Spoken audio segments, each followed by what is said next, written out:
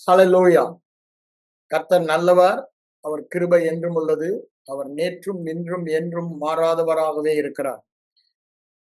தெய்வீக சுகம், அதாவது தேவனுடைய சுகத்தில் தேவனுடைய பிள்ளைகள் வாழ்வதை பற்றி நாம் வேதத்தில் கருத்தாய் ஆராய்ந்து பார்த்து கொண்டிருக்கிறோம். கிறிஸ்தவ வாழ்க்கை என்பது ஒரு புனித வாழ்க்கை. புனித வாழ்க்கை என்று சொல்லும் பொழுது தேவனுக்கென்று பிரித்தெடுக்கப்பட்ட வாழ்க்கை. அது பரிசுத்தம் என்று சொல்லும் பொழுது ஆவி மாத்திரமல்ல, சரீரத்திலும் அந்த பரிசுத்தம் காணப்பட வேண்டும்.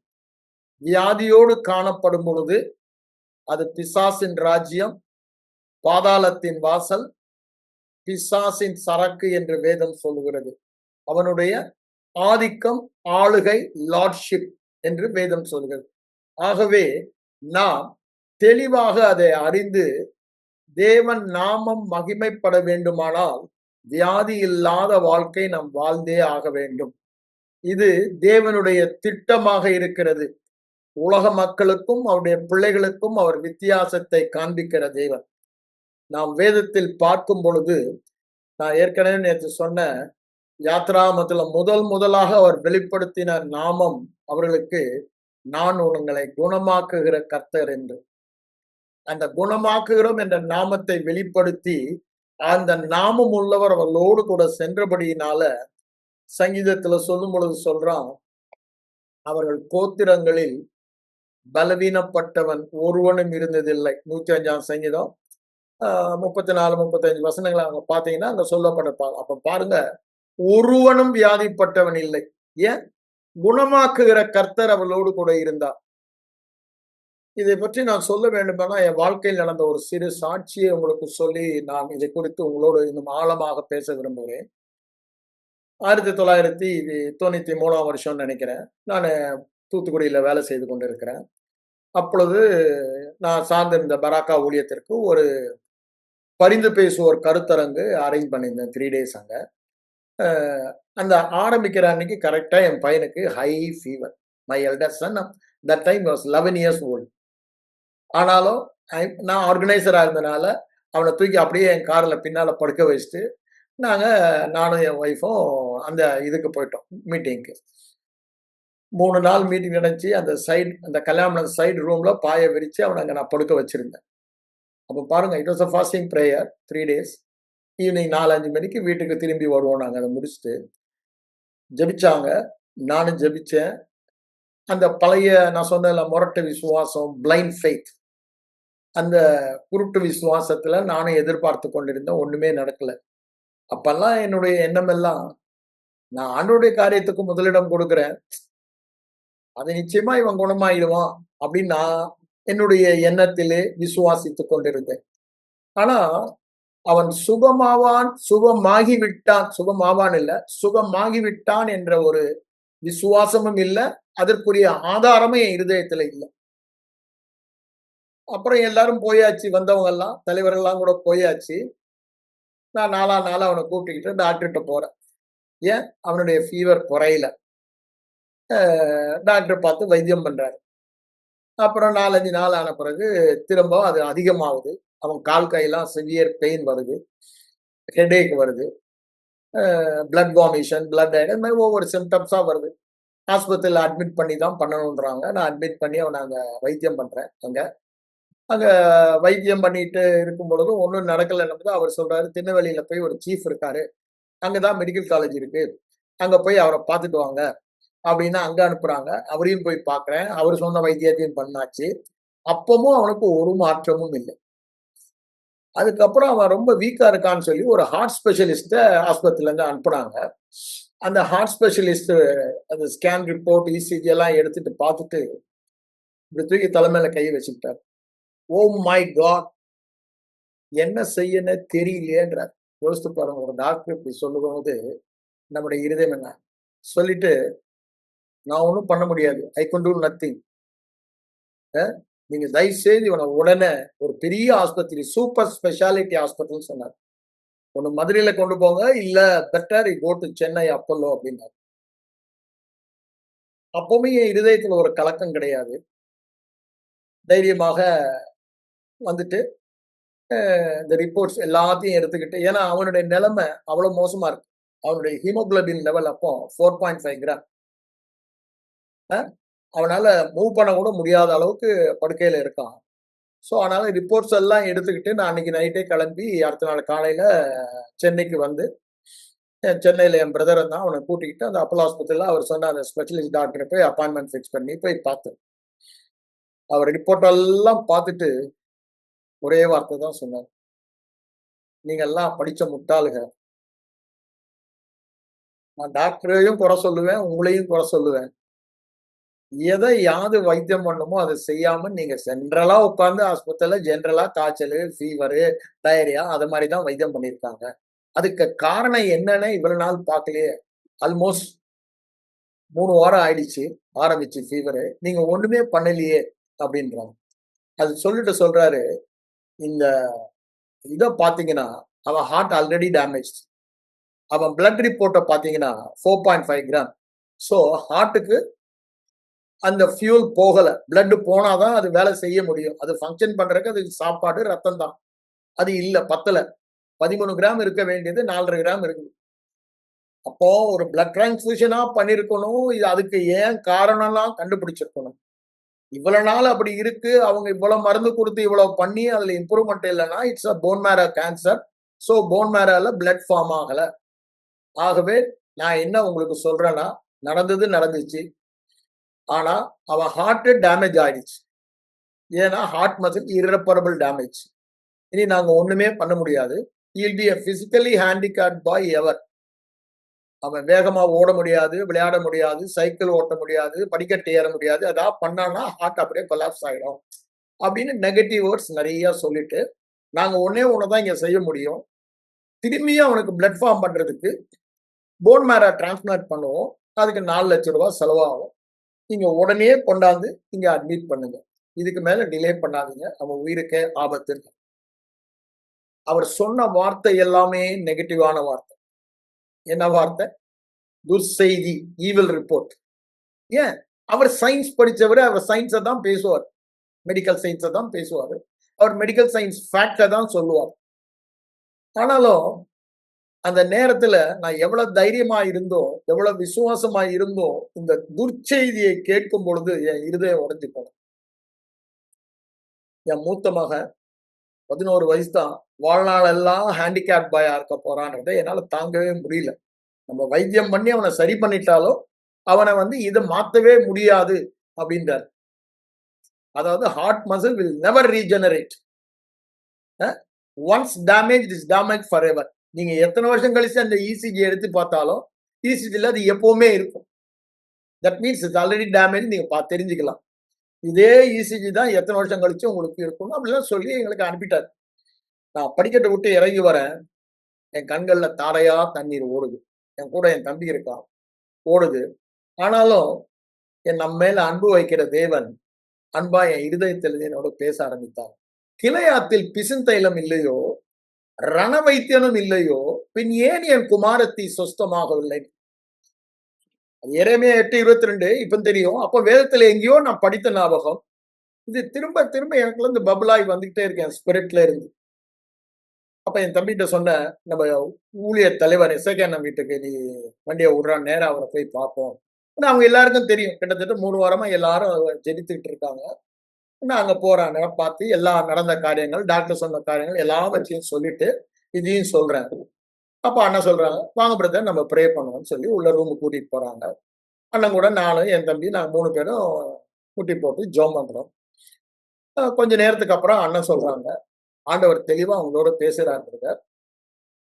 நான் தான் உன் பரிகாரியாகிய கர்த்தர், ஜெகோவா ரஃபா. இப்பொழுதும் உம்மோடு கூட இருக்கேன்.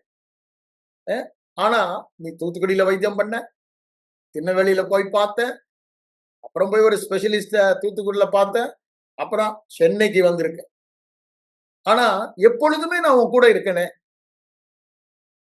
நீ என்ன நோக்கி பார்க்கலையா அப்படின்னு கேட்கிறாரு. நான் உடனே நான் என்ன சொன்னேன், அண்ணன் நானும் ஆண்டவர் அந்த கேள்விதான் கேட்கிறேன். அவர் என் பரிகாரின்னு நான் விசுவாசிக்கிறேன். நான் அதை தானே விசுவாசித்து அவர் குணமாக்கிடுவாரு. ஏன்னா அப்ப எனக்கு குணமாக்கிடுவாருன்ற விசுவாசம் தான். அதை தானே விசுவாசிக்கிறேன். என் கேள்வி எல்லாம் ஏன் அவர் என்ன குணமாக்கல? என் கேள்வி எல்லாம், ஏன் என் மகனை அவர் குணமாக்கல? இதுதான் என் கேள்வியா இருக்குது. அப்ப அண்ணா சொன்னாங்க, அவர் பரிகாரியின் வேதத்துல சொல்லப்பட்டனால, அவர் குணமாக்கும் கர்த்தர் ஏத்தி இருக்க வர வியாதியை உன்னை விட்டு விலக்குவேன் வரப்பண்ணேன்னு சொல்றனால அது ஆட்டோமேட்டிக்கா நடக்காது. பழைய ஏற்பாடுல நீ கீழ்ப்படிந்தால் நடக்கும்னு சொல்ற, அப்படிதானே? அவைகளை கை கொண்டால் நடக்கும்ன்றாரு. புதிய ஏற்பாடு வரும் பொழுது அது அவர் கீழ்ப்படிந்தபடினால, அவருடைய கீழ்ப்படிதல் நமக்கு கணக்கில் வந்தபடினால நீ விசுவாசித்தான் சொல்றாரு. நான் தான் விசுவாசிக்கிறேன் அப்படின்னு நான் விசுவாசிப்பது குருட்டு விசுவாசம் அல்ல அப்படின்னு சொல்லி சில காரியங்களை சொல்றாரு. எப்படி விசுவாசிக்கணும்? அதாவது துப்பாக்கி எடுத்துட்டு உள்ள தோட்டா இல்லாம நீ சுட்டுக்கிட்டே இருக்க, அது பேரு தான் குருட்டு விசுவாசம். உள்ள தோட்டா அப்ப இருக்கணும். அதாவது உன் விசுவாசத்துக்கு ஒரு ஆதாரம் இருக்கணும். அந்த ஆதாரத்தின் பேர்ல தான் அந்த விசுவாசம். அதாவது நீ எது மேல உன் விசுவாசத்தை வைக்கிறியோ அது உனக்கு செயல்படும். இப்போ தேவனையும் தேவனுடைய வார்த்தையின் மேல நம்ம விசுவாசம் வைக்கும் பொழுது, விசுவாசம் என்பது தேவ வார்த்தையில் நாம் வைக்கிற விசுவாசம். தேவ வார்த்தையில் வைக்கிற விசுவாசம்னா நான் காண்பதெல்லாம் வித்தியாசமா இருக்கு. ஆனா தேவ வார்த்தை சொல்லுது, தழும்புகளால் குணமானீர்கள். இயேசுதாமே இந்த வியாதியை ஏற்றுக்கொண்டார். அப்ப பாருங்க, அது மேல நம்ம விசுவாசம் வைக்கும் போது அந்த வார்த்தை தான் நமக்கு சுகத்தை கொடுக்கிறது. எந்த பொருள் மேல நம்முடைய விசுவாசத்தை வைக்கிறோமோ, on what object we put our faith, that object work for us. அப்போ அந்த ஆப்ஜெக்ட் வேலை செய்ய வேணும்னா அதை ஆக்டிவேட் பண்றது தான் விசுவாசம். ஆண்டவரை நம்ம ஆக்டிவேட் பண்ணணும்னா நமக்குள்ள இருக்கவரை நம்ம விசுவாசம் வைக்கணும். அந்த வார்த்தை அதுக்கு ஆதாரமான வார்த்தை. எது மேல விசுவாசம் வைத்தாலும் வந்துடாது. அதுக்கு ஆதாரமான வார்த்தையை கண்டுபிடித்து அது மேல விசுவாசம் வைக்கணும்னு சொல்லிட்டு அண்ணன் எனக்கு சில காரியங்களை சொல்லி கொடுத்தாங்க. விசேஷமாக கென்னத் ஹேகின் ஒரு சின்ன புக் எழுதியிருந்தாரு, காட்ஸ் மெடிசன். அது எனக்கு கொடுத்தாங்க. அது ரொம்ப எனக்கு உபயோகமா இருந்தது. நான் உடனே கிளம்பி அன்னைக்கு ஐ வென்ட் டு தூத்துக்குடி. போறதுக்கு முன்னால என் ஒய்ஃபுக்கு ஃபோன் பண்ணி சொல்லிட்டு எனக்கு அப்பவுமே ஒரு உறுதி வந்துருச்சு. ஆண்டவர் தான் என்கிட்ட பேசுறாரு. அப்ப என் பையனை சுகமாக்க ஒரு திட்டம் வச்சிருக்காரு அப்படின்னு சொல்லிட்டு நான் சொல்லிட்டேன், எல்லா மருந்தையும் ஸ்டாப் பண்ணு அப்படின்னு சொல்லிட்டு, நம்ம ஆண்டவர் பரிகாரின்னு சொல்லிட்டாரு. அப்புறம் என்னத்துக்கு? ஏன் அந்த உறுதி, அந்த நிச்சயம் வந்துருச்சு. ஒரு சந்தோஷம், சமாதானம் வந்துருச்சு. ஆண்டவர் சுகமாக்குறத பத்தி எல்லாம் வச்சு நிறுத்திட்டு வீட்டுல அவனை கொண்டாந்து படுக்க வச்சுட்டு இந்த 3 வசனத்தை தான் எழுதினேன். ஏசாயா 53:4-5 உங்களுக்கு சொன்னேன். அததான் மத்தேயு 8:14 சொல்றாரு, அவர்தாமே நம்முடைய நோய்களை ஏற்றுக்கொண்டு வேதனைகளை சுமந்தான்றாரு. அதே 1 பேதுரு 2:24 அதே தான் முடிக்கும் பொழுது அவருடைய தழும்புகளால் குணமானேன்னு சொல்றாரு. இந்த 3 வசனத்தை தான் எழுதணும். எழுதி கார்ட்போர்ட்ல அவன் படுக்கைக்கு முன்னாடி போட்டுட்டு, மகனே ஆண்டவர் சொல்றாரு, இதுதான் உனக்கு மருந்து. இந்த மருந்தை தான் நீ பார்க்க போற, பேச போற. நாங்க அதை தான் பார்க்க போறோம், பேச போறோம் உனக்காகன்னு சொல்லிட்டு இதயத்தை கொஞ்சம் கடினப்படுத்தணும். ஏன்? ஆண்டவர் சொல்றபடி செய்யும் பொழுதுதான் ஆண்டவர் சொல்லுற காரியம் நடக்கும்னு அங்க எல்லாம் எக்ஸ்பிளைன் பண்ணி எனக்கு அனுப்பியாச்சு. ஆரம்பிக்கிறோம். என்ன ஆரம்பிக்கிறோம்? இப்போ மருந்தெல்லாம் நிறுத்தியாச்சு. ஏன்னா கிட்டத்தட்ட 1 மாசமா மருந்தெல்லாம் பார்த்துட்டோம். எல்லாம் ஜாஸ்தி ஆகி பிளட் வாமிஷன், பிளட் டயரியா, ஃபீவர் ஒண்ணுலயுமே இம்ப்ரூவ்மெண்டே இல்ல. இப்போ ஆண்டவர் சொல்லிட்டாரு, நான் தான் பரிகாரின்னு. அப்போ அந்த பரிகாரியை எப்படி உபயோகப்படுத்துன்ற மெத்தடையும் வேதத்துல சொல்லியிருக்கான்னு சொல்லிட்டாரு. அப்பதான் அதை ஆரம்பிச்சோம். அதான் நம்ம சொல்ல வரோம். அங்க என்ன சொன்னாருன்னா, நீதிமொழிகள் 4ஆம் அதிகாரத்தை எடுத்து 20லிருந்து 22 வசனத்தை வைத்தா அந்த சின்ன புக்ல எழுதியிருக்கு. எப்படி ஏற்கனவே கொடுக்கப்பட்ட சுகத்தை வேத வார்த்தையை சார்ந்து நமக்கு சொந்தமாக்கி கொள்ள முடியும். இன்னொரு விதத்துல சொல்ல வேண்டுமானால், தேவன் வார்த்தையிலே சொன்னது நமக்கு உண்மையாக வேண்டுமானால் நாம் செய்ய வேண்டியது என்ன? அதாவது அந்த வார்த்தையை நாம் விசுவாசிக்க வேண்டுமானால், நாம் என்ன செய்ய வேண்டும் என்பதை சொல்றார். அதாவது இன்னொரு விதத்துல சொல்றேன், அந்த வார்த்தை என் அனுபவம் ஆக வேண்டும். வார்த்தை சொல்லுகிறது தழும்புகளால் குணமானீர்கள். வார்த்தை சொல்லுகிறது விசுவாசிக்கிறவர்களால் நடக்கும் அடையாளம். அப்ப பாருங்க, ரெண்டுமே சுகமாக்குதல் வாக்குத்தத்தையும் சொல்றேன், சுகமாக்கும் ஊழியம் செய்யற வாக்கையும் சொல்றேன். இது ரெண்டுமே வார்த்தை சொல்லுகிறது. ஆனா அந்த வார்த்தை என் அனுபவம் அப்படின்னா என்ன? அது I should be a doer of the word, அப்படிதானே?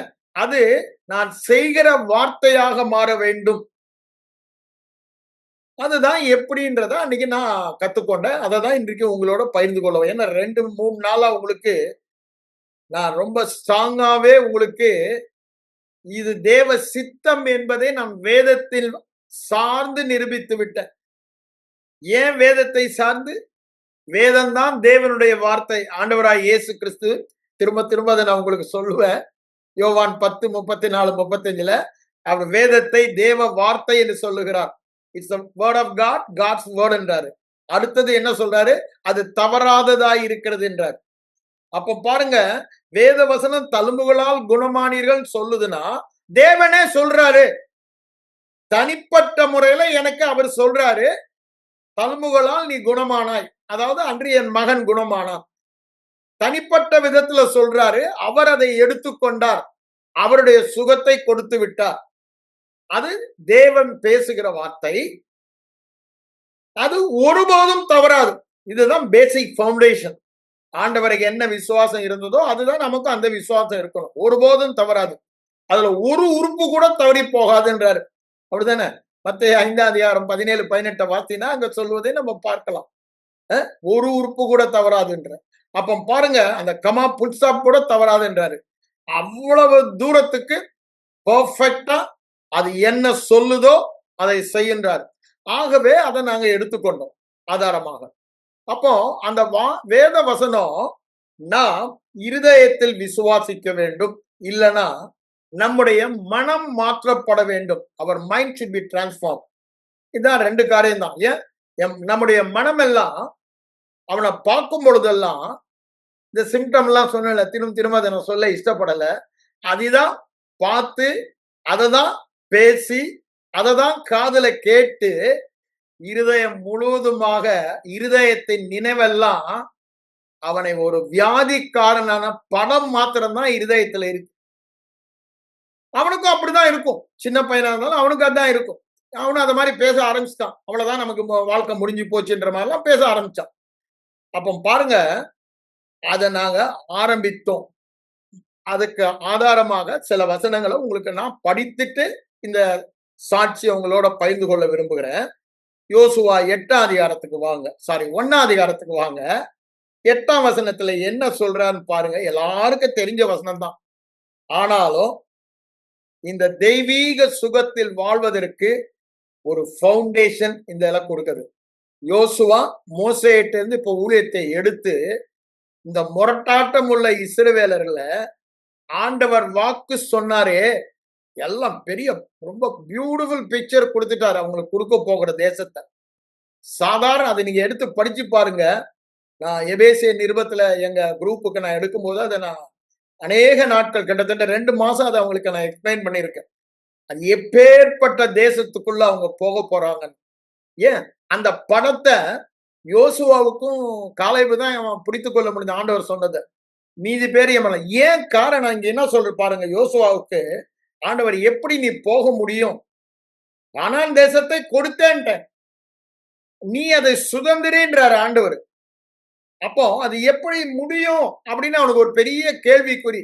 மோசேவாலேயே முடியலையே, அப்ப நம்ம என்னடா பண்ண போறோம்? அவருடைய வேலைக்காரதான நான் இருந்தேன் அவருக்கு எடுபடி செய்யறதுக்கு அப்படின்னு நினைக்கும் போது ஆண்டவர் சொல்றாரு, நீ விசுவாசித்தா உனக்கு வேணும்னு சொல்லி அவர் என்ன சொல்றாரு, நீ கால் மிதிக்கும் தேசத்தை உனக்கு கொடுத்தேன்னு 3ஆம் வசனத்துல. அப்புறம் ஒருவனும் உனக்கு எதிர்த்து நிற்பதில்லை, நீ பலங்கொண்டு திடமனதாயிரு என்று சொல்லிட்டு அவர் என்ன சொல்றாரு பாருங்க. இந்த வார்த்தையின்படியெல்லாம் செய்ய கவனமாய் இருக்க மாத்திரம் திடமனதாய் இரு. அது எப்ப முடிப்போம்? வார்த்தையின்படி மாத்திரம் வாழ நீங்களும் நானும் திடமனமும் பலமுமாய் இருக்கணும்னு சொல்றார். அது எப்படி முடியுன்றதான் 8ஆம் வசனத்துல சொல்றார். இப்ப வார்த்தையின்படி வாழ்றதுன்னா வியாதி இல்லாம வாழ்றதுதான் வார்த்தையின்படி வாழ்வது. வார்த்தையின்படி வாழ்வதுன்னா விசுவாசியா எல்லா வியாதியஸ்தர்களையும் சொஸ்தமாக்குவதும் எல்லா வியாதிகளையும் சொஸ்தமாக்குவதுதான் வார்த்தையின்படி வாழ்வது. அதுதான் தேவ திட்டம், அதுதான் தேவ சித்தம். அதுக்குதான் என்னையும் உங்களையும் உலக தோற்றத்திற்கு முன்பே முன்குறித்து தெரிந்து கொண்டார். இங்க என்ன சொல்றார் பாருங்க. அதற்கு என்னையா சாவி, அது எப்படி உங்களுக்கு நடக்கும்னு சொல்லும்போது என்ன சொல்றாரு? இந்த நியாயப்பிரமாண புஸ்தகம் சொல்றார். இது யாருக்கு? பழைய ஏற்பாட்டில் வாழ்ந்த மக்களுக்கு நியாயப்பிரமாண புஸ்தகம். நமக்கு என்ன புத்தகம் கொடுக்கப்பட்டு இருக்கிறது? புதிய உடன்படிக்கை, புதிய ஏற்பாடு நிருபங்கள்ல எல்லாம் ஃபுல்லா கொடுக்கப்பட்டிருக்கு. ஆகவே அவங்களுக்கு கீழ்ப்படிந்தால் நமக்கு விசுவாசித்தால் இதை மாற்றவே முடியாது. நாம ஏன் இப்போ இயேசு கீழ்ப்படிந்தது நமது கணக்கில் வந்து விட்டது. ரோமர் 5:18-19 வசனங்கள் அது தெளிவாய் சொல்றாரு. ஒருவருடைய கீழ்ப்படிதலினாலே, ஒருவருடைய நீதியினாலே எல்லாரும் நீதிமான்களாக்கப்பட்டார்கள். ஒருவருடைய அப்ப பாருங்க, by one man's obedience, by one man's sin all became sinner. அதே மாதிரி இதுவும் சொல்லி அங்க சொல்றத பாக்குறோம். அப்போ புதிய உடன்படிக்கையில நம்மால் செய்யக்கூடாததை தாமே செய்யும்படிக்கு தம்முடைய குமாரனை பாவ மாம்ச சாயலாக அனுப்பி பாவத்தை தண்டனைக்குள்ளாக தீர்த்து நம்ம நீதிமானாக்கினார். அங்க ரோமர் 8:3-4 நம்ம வாசிக்கிறோம். அதன் மனதில் வைத்துக் கொள்ளுங்க.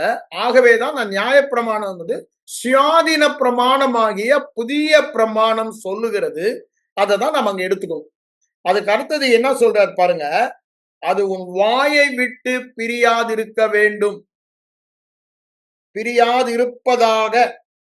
அப்போ எக்காரணத்தை கொண்டும் வேற வார்த்தை அப்படித்தானே சொல்றார். வாயை விட்டுனா வாயை திறந்தா தேவன் சொல்லுகிற வேதம் இருக்கிறது. தேவன் சொல்லுகிற வார்த்தை வேத வசனம் என்றால் தேவ வார்த்தை. வாயை திறந்தா தேவன் என்ன சொல்லுகிறாரோ. இப்போ நம்ம கான்டெக்ட் 2 தான் நம்ம பார்த்துக்கிட்டு இருக்கோம். ஒண்ணு வியாதி இல்லாம சுகமா வாழ்வது, வியாதி நீங்கி வாழ்வது. அடுத்தது அந்த ஊழியம் செய்வது, மற்றவர்களுக்கு அந்த ஊழியம். ஏன்? அவர் இருக்கிற வண்ணமாகவே நாம் இருக்கிறோம், அப்படிதானே? அதுக்குத்தான் நம்ம தெரிந்து கொண்டார். அவர் என்ன செய்தாரோ அதை செய்வதற்குத்தான் அவர் நமக்குள்ள வந்திருக்காரு. அவர் தொடர்ந்து நம் மூலமாக செய்கிறார். அப்போ இயேசுவானவர் என்னவெல்லாம் செய்தாரோ அவைகளை, அதுதான் டூயர், அதன்படி செய்ய. அப்போ இயேசு குணமாக்க, அது மாத்திரம் தான் நம்ம எடுக்கிறோம் அவருடைய கிரியையில. அவர் குணமாக்கினபடி, அவர் எல்லாரையும் குணமாக்கினாரா? அப்ப நானும் எல்லாரையும் குணமாக்கணும். அவர் எல்லா வித வியாதியும் குணமாக்கினாரா? நானும் எல்லா வித. ஏன்? அதுதான் தேவ. அவர் அப்படிதான் சொல்றாரு, என்னை விசுவாசிக்கிறவன் நான் செய்த கிரியைகளையும் செய்வான். அப்ப அவர் செய்த கிரியை என்ன? மெஜாரிட்டியா நம்ம பார்க்கும் பொழுது சுகமாக்கும் கிரியை பார்க்கிறோம். அப்போ ஆண்டவர், இது யார் சொல்ற வார்த்தை? தேவனுடைய வார்த்தை. வேதத்தில் இருந்த என்ன அர்த்தம்? தேவ வார்த்தை. தேவ வார்த்தை தவறுமா? தவறவே தவறாது. தேவ வார்த்தை பொய்யாகுமா? பொய்யே ஆகாது. அவர் சொல்லியும் செய்யாதிருப்பாரா? சொல்லி சொல்லியபடியே செய்வார். அவர் என்ன சொல்லுகிறாரு? நான் சொன்னேன், நான் செய்வேன். அப்படிதானே? நான் சொன்னேன், நான் அதை நிறைவேற்றுவேன்.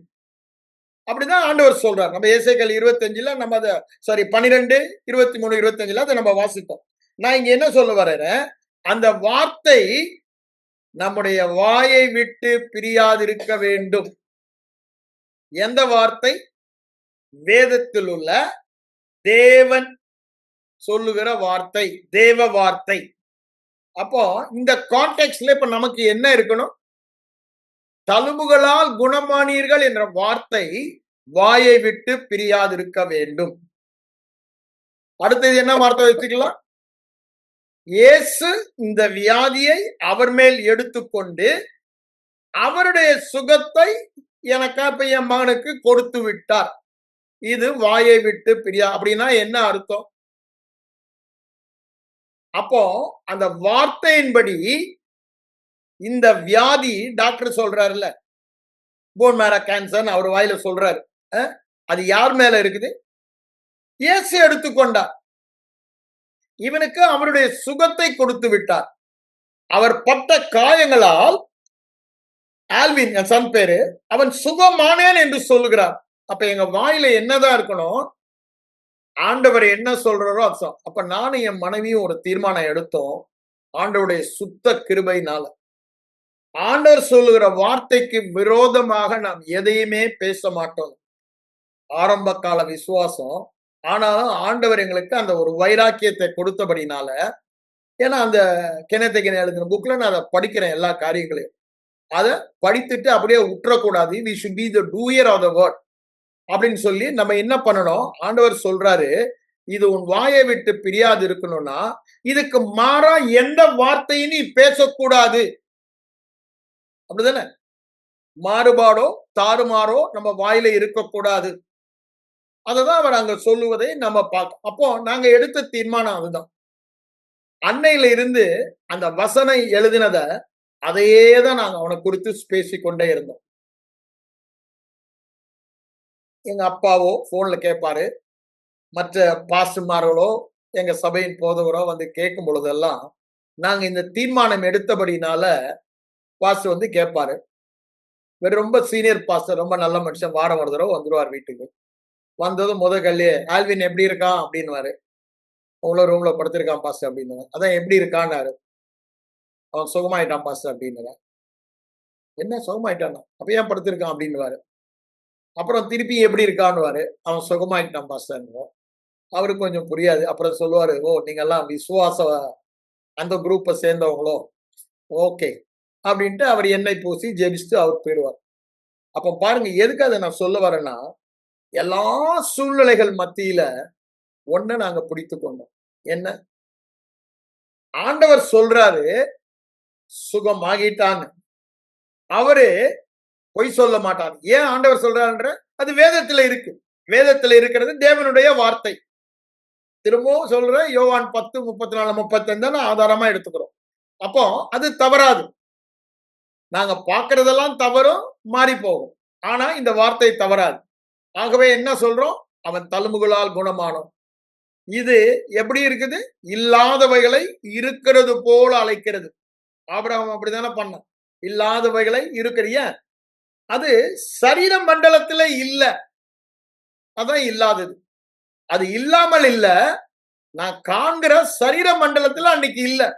ஆவி மண்டலத்துல ஏற்கனவே அது இருக்கிறது. ஆனா அதை என்னால என் சரீர கண்களால பார்க்க முடியாது. என்னுடைய மனக்கண்களால, என் ஆவிக்குரிய கண்களால பார்க்க முடியும். அதனாலதான் பிரகாசம் உள்ள மனக்கண்கள் நமக்கு தேவைன்னு சொல்றோம். அப்போ இந்த பிரகாசம் உள்ள மனக்கண்களை கொடுப்பவர் பரிசுத்த ஆவியானவர். எப்ப கொடுக்கிறாரு? வேதவசனம் இருக்கும் போது அல்ல வெளிச்சம் தருவார். வேதவசனம் இருதயத்துல இல்லைன்னா அவர் வெளிச்சம் கொடுக்க முடியாது. அப்போ ஆவியானவர் எங்கு உண்டோ அங்க விடுதலை. என்ன? ஆவியானவர் இருந்துச்சுன்னா அங்க கண்ணுல ஒரு முக்காடு இல்லைன்னுறாரு. 2 கொரிந்தியர் 3 அதிகாரத்துல நம்ம அதை பார்க்கிறோம். அதை சொல்லிட்டு தான் 18 சொல்றாரு. நம்ம எல்லாம் எப்படி பார்க்கணும்னு சொல்றாரு? திறந்த முகமாய் கண்ணாடி ஆகிய வசனத்துல எப்படி பார்க்கிறோம்? அவன் சுகமானவனாய் பார்க்க சொல்கிறார். அததான் இங்கேயும் சொல்றாரு. முதல்ல உன் வாயை விட்டு பிரியாது இருக்க வேண்டும்ன்றார். ஏன்? நம்ம வாயில ஒரு காரியத்தை சொல்லும் பொழுதுதான் அந்த காரியத்தை நாம் பார்க்கிறோம். அப்படிதானே? இப்ப நான் ஒரு ஆளை என் வீட்டுக்கு வர சொல்றேன். அவருக்கு லொகேஷன் என்னென்ன சொல்றனோ நான் சொல்லும் போது அப்படியே ஒரு படம் வரும். அப்படிதானே? இல்ல ஒரு ஆளை மீட் பண்ண சொல்ல போறோம். அந்த ஆள் இப்படி இருப்பாரு அப்படி இருப்பாருன்னு சொல்லும் போது அந்த படம் வரும். அவர் கருப்பா இருப்பாரு, இங்க முடியெல்லாம் கொஞ்சம் இருக்காது, கண்ணாடி போட்டிருப்பாரு, கருப்பு சட்டை போட்டு இன்னைக்கு வரேன்னு சொல்லியிருக்காரு, கையில ஒரு சூட்கேஸ் மட்டும் தான் இருக்கும், இல்ல முதுகுல ஒரு பை இருக்கும் அப்படின்னு நம்ம இருக்கலாம். அவர் மனதுல அந்த வார்த்தை கேட்கும் பொழுது ஒரு படம் வருது. அந்த படத்தை வைத்துதான் அவர் கண்டுபிடிக்கிறார். அதனாலதான் சொல்றேன், அவருக்கு அந்த படம் இல்லைன்னா முடியாது. நமக்கு அடையாளம் சொல்லும் போது அப்படித்தானே? அந்த படம் இருந்தா அங்க போனீங்கன்னா லெப்ட்ல ஒரு இது இருக்கும், அதுல ரைட்ல இப்படி திரும்பணும், அங்க ஒரு மரம் இருக்கும், அங்க ஒரு ஹோட்டல் இந்த நேம்ல இருக்கும் அப்படின்னு சொல்லும் பொழுதெல்லாம் அது படம் வருது. அப்படிதானே? அது இப்போ ஜிபிஎஸ் அதெல்லாம் இருக்கு. யாரும் அதெல்லாம் இது பண்றது இல்ல. நான் ஏன் அத சொல்ல வரேன், அங்க ஒரு மாடுன்னு சொன்னா, மாடின் படம் இருதயத்துல வந்துரும். நாயின்னு சொன்னா, நாயின் படம் வந்துரும். ஒரு மாமரம்ன்னு சொன்னா, மாமரத்தின் படம் இதயத்துல வரும். அதெல்லாம் சொல்றேன். வாயில பேசுவது மிக முக்கியம். ஏன்? இருதயத்தின் படத்தை மாற்றுவதுதான் மனதை புதிதாக்குவது. அவிசுவாசம் உள்ள பொல்லாத இருதயத்தை விசுவாசம் உள்ள நல்ல இருதயமாய் மாற்றுவது. அப்ப பாருங்க, இருதயத்துல இந்த பொக்கிஷம், தேவனுடைய வார்த்தை பொக்கிஷம். அப்படிதானே? அத உள்ள போனாதான் அந்த வார்த்தை நமக்கு படமாக ஆவியானவர் மாற்றும் பொழுது உள்ளான படம் என்னவாக மாறிவிடுகிறது? வியாதி உள்ளவன் சுகமானதாக ஒரு படம் வருகிறது. அந்த படம் வந்துருச்சுன்னா ஆட்டோமேட்டிக்கா விசுவாசம் வந்துருச்சுன்னு அர்த்தம். அதுக்குதான் அவர் எப்படின்னு சொல்றாரு, உன் வாயை விட்டு பிரியாதிருக்க வேண்டும். ஆனா நமக்கு எல்லாருக்கும் பெரும்பான்மையான சோதனையே இந்த விசுவாச சோதனை தான். வாயில பேசுறது தான். இந்த அதுலதான் எல்லா கிறிஸ்தவர்களும் தோத்து போறதுக்கு காரணமா இருக்கு. வியாதியில வாழ்வதற்கு காரணம் வாயில தான். பெரிய பெரிய ஊழியக்காரர்கள் கூட ஏமாந்து போறதுக்கு ஒரே காரணம் அவங்க வாயின் பேச்சினாலதான். ஏன்? அவங்க மாறுபாடானதை பேசுறாங்க, தாறுமாறதை பேசுறாங்க. அதை நான் சொன்ன அந்த நீதிமொழிகள் 4ஆம் அதிகாரத்துக்கு வாங்க. அங்க ஆண்டவர் சொல்வதை நம்ம பார்க்கலாம். ஆவியானவர் அங்க என்ன சொல்றாரு பாருங்க. உன் கண்கள் 25ல இருந்து வாசிக்கிறேன். 24ல வாயின் தாறுமாறுகளை உன்னை விட்டு அகற்றி உதடுகளின் மாறுபாட்டை உனக்கு தூரப்படுத்து. தூரப்படுத்து, அகற்று. 2 காரியம் சொல்றாரு. அப்புறம்தான் கண்களின் பார்வை சொல்றாரு. அப்போ வாயின் தாறுமாறு. எது தாறுமாறு? ஒரு கண்ட்ரோல் இல்லாம பேசுறது. ஆண்டவர் என்ன சொல்றாரோ அதை தவிர்த்து எதுவும் பேச மாட்டேன்னு தெரிந்தெடுத்து அதுல உறுதியா இருக்கணும். தாறுமாறு பேசக்கூடாது. ஆண்டவர் சொல்றதுக்கு மாறாகவும் பேசக்கூடாது. தாறுமாறும் கூடாது, மாறுபாடும் கூடாதுன்றாரு. அந்த மாறுபாடு தூரப்படுத்து. அதுதான் இங்க சொல்றாரு. ஆண்டவர் சொல்றது மாத்திரம்தான் வாயில இருக்கணும். ஆண்டவர் சொல்றார் சுகமானேன்னு சொன்ன பிறகு இன்னும் வியாதியோடு இருக்கிறான், வியாதியோடு இருக்கிறான், வியாதியோடு இருக்கிறான், இந்த இப்படி இருக்கு அப்படி இருக்குன்னு நம்ம சொல்லிக்கொண்டே இருந்தா நம்ம எதை சொல்றோமோ அந்த பணம் தான். எப்படி? கருப்பு மாடுன்னா கருப்பு மாடு படம் வர்ற மாதிரி அவனுக்கு இப்படி இருக்கு அப்படி அந்த வியாதியின் படம் தான் இருக்கும். ஒண்ணு மட்டும் நல்லா தெரிஞ்சு கொள்ளணும். இந்த உள்ளான படம் மாறுவதை தான் நாம் விசுவாசம் என்று சொல்லுகிறோம். இந்த உள்ளான படத்தை மாற்றாமல் வெளியான மாற்றம் வராது. நீங்க வியாதியா இருக்கும் பொழுது விசுவாசம் என்பது சுகமானேன் என்ற படம் இருதயத்தில் உருவாவது. அப்படிதானே? மனம் மாற்றப்படுவது. அப்போ மனதின் படம் என்னவாக மாறுகிறது? சுகமானதாக. அதுதான் அந்த படம் வந்துருச்சுன்னா வெளியில ஆட்டோமேட்டிக்கா வந்துடும். The manifestation comes the minute the inner picture is formed. அதுதான் வேதம் சொல்லும் சத்தியம். நாங்க அதுக்கு தான் முழுமையா எங்களை ஒப்பு கொடுத்தோம். ஆனா பிசாசு சூழ்நிலைகள் மூலமாக வியாதியை பேசுவதற்கு தூண்டுகிறான். ஆனா அதுல ரொம்ப ஜாக்கிரதையா இருக்க சொல்றார். அததான் ஆண்டவர் சொல்றாரு, என் மகனே, அங்க இந்த நீதிமொழிகள் 4:20 என்ன சொல்றாரு? என் வார்த்தைகளை கவனி, அவைகளுக்கு உன் செவியை சாய். அப்போ முழு கவனத்தோடும் நம்ம பார்க்க வேண்டியது, கவனிக்க வேண்டியது, போக்கஸ் பண்ண வேண்டியது தேவனுடைய வார்த்தை. அதுக்கு செவி சாய்க்க வேண்டும், கண்களை விட்டு பிரியாதிருக்க வேண்டும். இருதயத்தின் மத்தியிலே அதுதான் படமாக்குவது. காத்து கொள்ளும் பொழுது ஆவியானவர் வெளிச்சம் தருகிறார், வெளிப்பாடு தருகிறார். இருதயத்திலே சுகமான படம் வருகிறது, ஒரு உறுதி வருகிறது, ஒரு நிச்சயம் வருகிறது. அப்படிதானே? அந்த அறிவு முதல்ல வருது, அப்புறம் உறுதி, நிச்சயம். அதுதானே விசுவாசத்தின் டெஃபினிஷன் பார்த்தோம். நாம் எதிர்பார்க்கும் காரியங்களுக்கு உறுதி, காணாத காரியங்களுக்கு நிச்சயம். அதுதான் விசுவாசம். அது எதுல இருந்து வருது? இந்த வேத வசனத்துல இருந்து. அப்போ வேத வசனம் என்ன சொல்லுகிறது? குணம் மானீர்கள், இயேசுவின் சுகம் உங்களுடையது, உங்க வியாதி அவர் எடுத்துக்கொண்டார். Healing belongs to you. What healing? Divine healing. தேவனுடைய சுகம். God's healing belongs to you and me according to God. ஏன்னா தேவ வார்த்தை, தேவன் சொல்லுகிற வார்த்தை வேத வசனம் சொல்லுகிறது. தேவன் சொல்லுகிறார், my healing belongs to you. I have taken away your sickness. உன் வியாதியை நான் எடுத்து விட்டேன். It is no more on you. It is on my body. அது நல்ல ஆழமா இருதயல. அப்போ அன்னையிலிருந்து நாங்க பேச ஆரம்பிச்சது அவனுக்கு ஒரு நாள் அவனுடைய வியாதியின் அறிகுறியை பேசல. இததான் நாங்க தியானிக்கிறோம். கென்னத் ஹேகின் எழுதின அந்த புத்தகத்தை அப்படியே தமிழ்ல டிரான்ஸ்லேட் பண்றோம். மீதி 2 பையன்களும் அப்ப 3 பேர் இருந்தாங்க எனக்கு. மீதி 2 பாய்ஸ் அதோட சின்ன பசங்க தான். இவன் 11னா அடுத்தவன் 8, அடுத்தவன் 5 அந்த வயசு தான். அப்போ எல்லாரையும் உட்கார வச்சு தினமும் ஆபீஸ் போயிட்டு வந்ததும் இந்த வேலை தான், வேதவசன தியானம் தான். அத we started studying it. அத வாயில சொல்றது, எழுதுறது, எல்லாருமா குடும்பமா சின்ன குழந்தைகளா இருந்த 5 வயசுனாலே அவனையும் உட்கார வச்சு எழுத வச்சதெல்லாம் அந்த 7, 8 வயசு இருந்த 2வது பையனை ஒரு நோட்ல எழுத வைக்கிறேன். ஏன்னா அந்த சக்தி அவங்களுக்குள்ள போகணுன்றக்காக. ஆனா பாருங்க, உடனே சுகம் வந்துதா? அடுத்த நாள் இல்ல. என்ன நடந்தது? எங்களுக்குள்ள அந்த வார்த்தை கிரியை செய்து கொண்டிருந்தது. முதல்ல அவனுடைய அந்த பிளட் வாமிஷன் அல்ல, ஃபர்ஸ்ட் அவனுடைய ஹெடேக் நிக்குது. அப்புறம் பிளட் வாமிஷன், பிளட் டயரியா நிக்குது. அப்படியே ஒன்னொன்னா ஒரு சிம்டமா சப்சைட் ஆகி அவனுடைய ஃபீவரும் அவன் பல்ஸ் ரேட்டும் நார்மல் ஆவறதுக்கு கிட்டத்தட்ட 1 மாசம் ஆயிடும். ஆனா அந்த 1 மாதமும் இந்த அறிக்கையில நாங்க தவறவே இல்லை. என்ன? இந்த மாறுபாடு தாறுமாறு இல்லாதபடிக்கு தேவன் என்ன சொல்லுகிறாரோ அதை தான் பேசுவோம் இருக்கும். 1 மாதம் கழித்து சுத்தமா நல்லா. காரணம் என்னங்க? ஆண்டோடைய வார்த்தை அதை சொல்லுகிறது.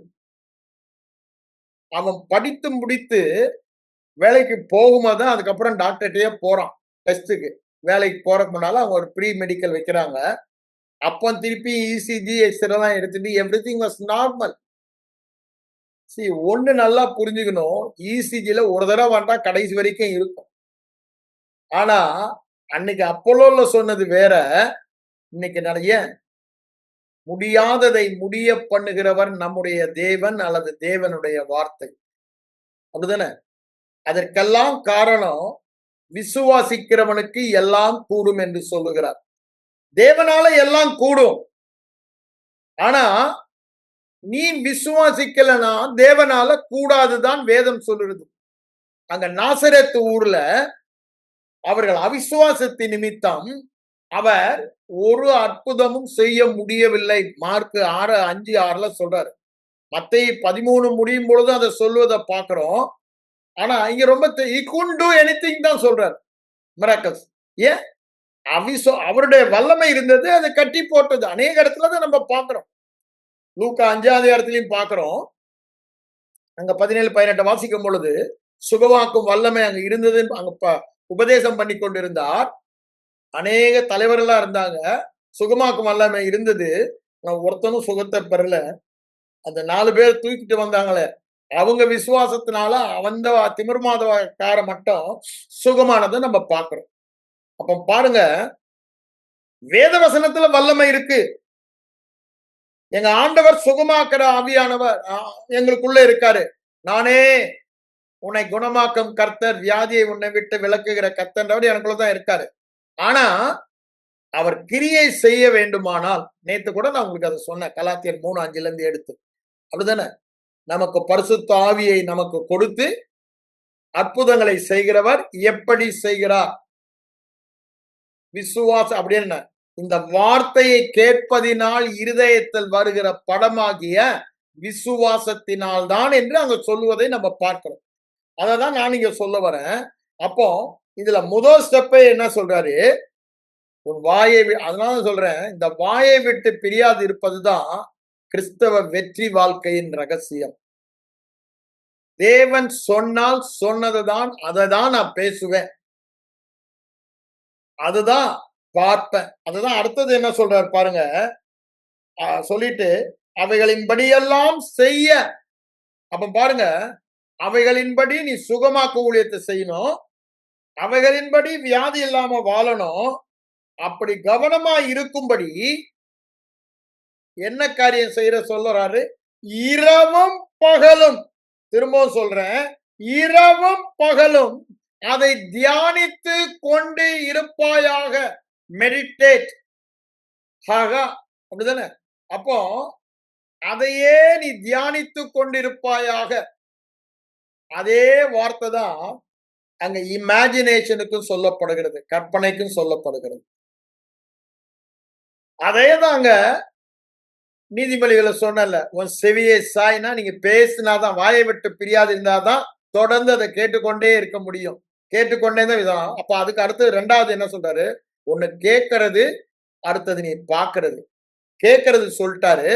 கேட்கறது மூலமா தான் உள்ள படமும் மாற்றப்படுகிறது, பார்வையும் மாறுகிறது. என்ன சொல்றாரு? உன் கண்களை விட்டு பிரியாதிருப்பதாக என்று சொல்லுகிறார். இதுதான் முக்கியம். நாங்க அன்னைக்கு அதை தான் செய்தோம். எதை பார்த்தோம்? அவன் சுகமானதை பார்த்தோம். எப்படி பார்த்தோம்? வேத வசனத்தில் பார்த்தோம். அதுதான் விசுவாசம். விசுவாசம் என்பது நம்மை தேவன் எவ்வாறு பார்க்கிறாரோ அவ்வாறு பார்ப்பது விசுவாசம். தேவன் நம்மை பார்ப்பது இந்த வேத வசனத்திலே எழுதி நமக்கு கொடுக்கப்பட்டிருக்கிறது. அப்போ அது எந்த கண்களாலும் பார்க்க முடியாது. வேத வசனத்தினாலதான் நம்ம பார்க்க முடியும். வேத வசனம் ஆவியாயும் ஜீவனுமாயும் இருக்கிறது. அப்படிதானே? ஆவியையும் ஆத்துமாவையும் பிரிக்கிறது. கண்களுக்கு மறைவானது ஒன்றுமே இல்லை. எபிரேயர் 4:12-13 நம்ம அதை வாசிக்கிறோம். அப்போ தேவன் என்னை எப்படி பார்க்கிறார் என்பதை நாம் இந்த வேத வசனத்திலே பார்க்கிறோம். அப்போ அது என் கண்களை விட்டு பிரியாதிருக்க வேண்டுமானால் இந்த தேவ வார்த்தை தான் நான் பார்க்க வேண்டும். ஆனா நம்ம தவறுவதெல்லாம் எதுல? ஒண்ணு பேசுறதுல தவறுறோம். பேசுறதுல தவறனால நம்ம கேட்பதிலும் தவறுகிறோம். கேட்பதில் தவறுகிறதுனால இருதய பார்வையிலும் தவறாக பார்க்கிறோம். என்ன பார்வையில் பார்க்கிறோம்? வியாதி உள்ளவனாக பார்க்கிறோம். அதனாலதான் சொல்றாரு, இரவும் பகலும் நீ வியாதி உள்ளவனாய் பார்ப்பதை தவிர்த்து இந்த வேத வசனத்தின் மேலே உன் கண்ணை வைக்க சொல்லுகிறார். வேத வசனம் என்று சொல்லும் பொழுது தேவ வார்த்தை, தேவன் என்ன சொல்லுகிறார் என்பதை பார்க்க சொல்லுகிறார். சுகத்துக்கு மாத்திரம் இல்லைங்க, உங்க வாழ்க்கை முழுவதும் எல்லா வாக்கு தத்தங்களையும் சுதந்திரிப்பது அதுதான். அதனால please take it very serious. சாதாரணமா எடுத்துக்கொள்ளாதீங்க. இது மிக மிக முக்கியமான போதனை. அவர் என்ன சொல்றாரு? அவைகளின்படி செய்யன, அவைகளின்படி வாழ, வியாதி இல்லாமல் வாழ, சுகமானவர்களாய் வாழ, சுகமாக்கும் ஊழியம். அப்படிதானே? இயேசு செய்த காரியங்களையும் செய்ய, அதுதான் அவைகளின்படி செய்ய கவனமாய் இருக்கும்படி இரவும் பகலும் அதை தியானித்து கொண்டு இருப்பாயாக. அப்பொழுது நீ உன் வழியை வாய்க்க பண்ணுவாய், புத்திமானாயும் நடந்து கொள்ளுவாய் என்று சொல்கிறார். இங்க பாருங்க, அப்போ நீ ரொம்ப புத்தி, ஆனா இங்கிலீஷ்ல சொல்லும் போது you shall make your way prosperous and you will have great success என்று சொல்லுகிறார். அப்போ அந்த தியானத்துல தான் எல்லாமே அடங்கி இருக்கிறது. அப்ப அந்த தியானம் நான் ஏற்கனவே உங்களுக்கு சொன்னேன், பழைய குரூப் சொல்லியிருப்பேன். 4 வகையான காரியங்கள் அடங்கி இருக்கிறது. சாரி, 3 தான் மெயின். 4வது 2 ஒன்னோட pondering and using one and the same தான். அப்ப பாருங்க, ஃபர்ஸ்ட் இஸ் மட்டரிங். அதுதான் முதல் ஸ்டெப்பே சொல்றாரு. அது உன் வாயை விட்டு பிரியாது இருக்க வேண்டும். அப்படின்னா என்ன? ஸ்பீக்கிங் டு ஒன் செல்ஃப், நமக்கு நாமே பேசுவது. சங்கீதக்காரன் அதுல ரொம்ப எக்ஸ்பர்ட், அப்படிதானே? என் ஆத்துமாவே கர்த்தர் செய்த சகல உபகாரங்களை மறவாதே, அவர் உன் அக்கிரமங்களை எல்லாம் நீக்கினார். அதோட நிறுத்தல, அவர் உன் வியாதிகளை எல்லாம் நீக்கினார் என்றார். இப்ப யாருக்கு சொல்றான்? தனக்குத்தானே நினைப்பூட்டுகிறார். அந்த நினைப்பூட்டுதல்ல அவர் உறுதியா இருக்கார். எல்லா இடத்திலும் சொல்லுவார், ஏன் நீ சோர்ந்து போகிறாய், நான் இன்னும் அவரை நம்புவேன் அப்படின்னு நிறைய பார்க்கலாம். என் ஆத்துமாவேன் பேசுறது பவுலடிகளாரும் திரும்ப திரும்ப அதான் சொல்லுவாரு. அறியீர்களா, தெரியாதா? அதை தான் நம்மகிட்ட செய்ய சொல்றாரு. நம்ம யாரு நமக்கு தெரியாதா? நீங்க தேவனுடைய ஆலயம் என்று அறியீர்களா? எல்லா இடத்திலும் அதான் சொல்லுவார். நீங்கள் ஏற்கனவே மரித்து அவரோடு கூட உயிரோடு எழுந்த ஜீவனிலுக்கு என்று நீங்கள் அறியீர்களா? அது திரும்ப திரும்ப எல்லா இடத்திலும் சொல்லிக்கொண்டே வருவார். நமக்கு நாமே சொல்லி அறிய வைக்க வேண்டும், அதாவது நினைப்பூட்ட வேண்டும். நமக்கு நாமே என்ன நினைப்பூட்ட வேண்டும்? சூழ்நிலை இப்படி இருக்கு, ஆனா அது உண்மைதான், ஆனா சத்தியம் அதை விட மேலானது சொல்றது இப்படி இருக்கு அப்படின்னு நமக்கு நினைப்பூட்டும் போதுதான் அது நமக்கு உண்மையாகுகிறது. அது தேவனுடைய உண்மை. மனித உண்மை சொல்லுது வியாதி, தேவ உண்மை சொல்லுது சுகமானாய். அப்ப அந்த தேவ உண்மை சுகமானாய் படம் இருதயத்துல வரணும்னா தேவன் சொல்றத தொடர்ந்து கேட்டுக்கொண்டிருக்கிறபடினால அது நம்ம இருதயத்துல கேட்டு படமாகுது. அப்போ அவர் என்ன சொல்றாரு? ஃபர்ஸ்டே மட்டரிங், அது உணர்தல் சொன்னா மர்மரிங், அப்படிதானே? மர்மரிங் பெரிய பாவமாச்சு பிரதர். எஸ், நெகட்டிவ் சைட்ல பாவம், அப்படிதானே? ஒரி நெகட்டிவ் சைட், அப்படிதானே? Faith positive side. அதுதான் ஆண்டவர் கூட சொல்றாருல்ல. நீங்க மத்தேயு 5ஆம் அதிகாரத்தை எடுத்தீங்கன்னா 25ஆம் வசனம் 31ஆம் வசனத்திலையும் கவலைப்படாமல், அப்படிதானே? எண்ணத்தை உண்போம் எண்ணத்தை குடிப்போம் என்று சொல்லி, பை சேயிங், இங்கிலீஷ் ரொம்ப கரெக்டா, தமிழ்ல அது வரல. கவலைப்படாதிருங்கன்னு சொல்றாரு. அப்போ எப்படி கவலைப்படுறோம்? சொல்றனால தான் கவலைப்படுறோம். இது இல்லையே, இது இல்லையே, இது இப்படி இருக்க, இப்படி இருக்க, என்ன செய்ய போறேன், என்ன செய்ய போறேன், அங்க எண்ணத்தை சாப்பிடுவோம், எண்ணத்தை உடுத்துவோன்றோம். நம்ம இங்க பிரச்சனை, இந்த வியாதி இப்படி இருக்கு, இந்த வியாதின்னு சொல்லி சொல்லி you catch the thought by saying. அதுதான் அங்க சொல்றாரு. என்ன சொல்றியோ அதை பிடித்துக் கொள்ற, அது நெகட்டிவ். நான் மண்மனை சொன்னதை இங்க சொல்றேன். நெகட்டிவ் சைட்ல நீங்க அதை பேசும்போது வியாதிய அவிசுவாசத்தை பிடித்துக் கொள்ளுகிறீங்க, பயத்தை பிடித்துக் கொள்ளுறீங்க. அதுதானே சொல்றீங்க, வியாதியை குறித்த பயத்தை, கவலையை பிடித்துக் கொள்றீங்க. அதுக்கு பதிலா வியாதியை பத்தி பேசாம தேவ வார்த்தையை பேசும் பொழுது என்ன ஆகுது? அந்த வார்த்தையில் உள்ள விசுவாசத்தை, தைரியத்தை, அப்படிதானே, சந்தோஷத்தை, சமாதானத்தை, உறுதியை நம்ம பெற்றுக்கொள்ளுகிறோம். அதனாலதான் இந்த muttering, murmuring within our self.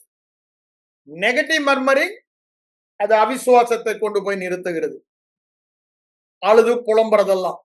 ஆனா பாசிட்டிவ் சைட் சந்தோஷத்தோடு கூட, அப்படிதானே, ஆண்டவர் சொல்லுகிறது. அதுதான் நன்றியோடு சொல்லுது, தேங்க்ஸ் கிவிங் பிரேயர்னு, அப்படிதானே? அது யோனா ரொம்ப அழகா செய்வான். அந்த யோனா சொல்றத பாருங்களேன். இந்த தேங்க்ஸ் கிவிங் பிரேயர் போது உடனே எனக்கு அது ஞாபகம் வருது. யோனா தீர்க்கதரிசி புத்தகத்தை எடுத்துக்கொள்ளுங்க. அவர் அங்க என்ன சொல்றார் பாருங்க.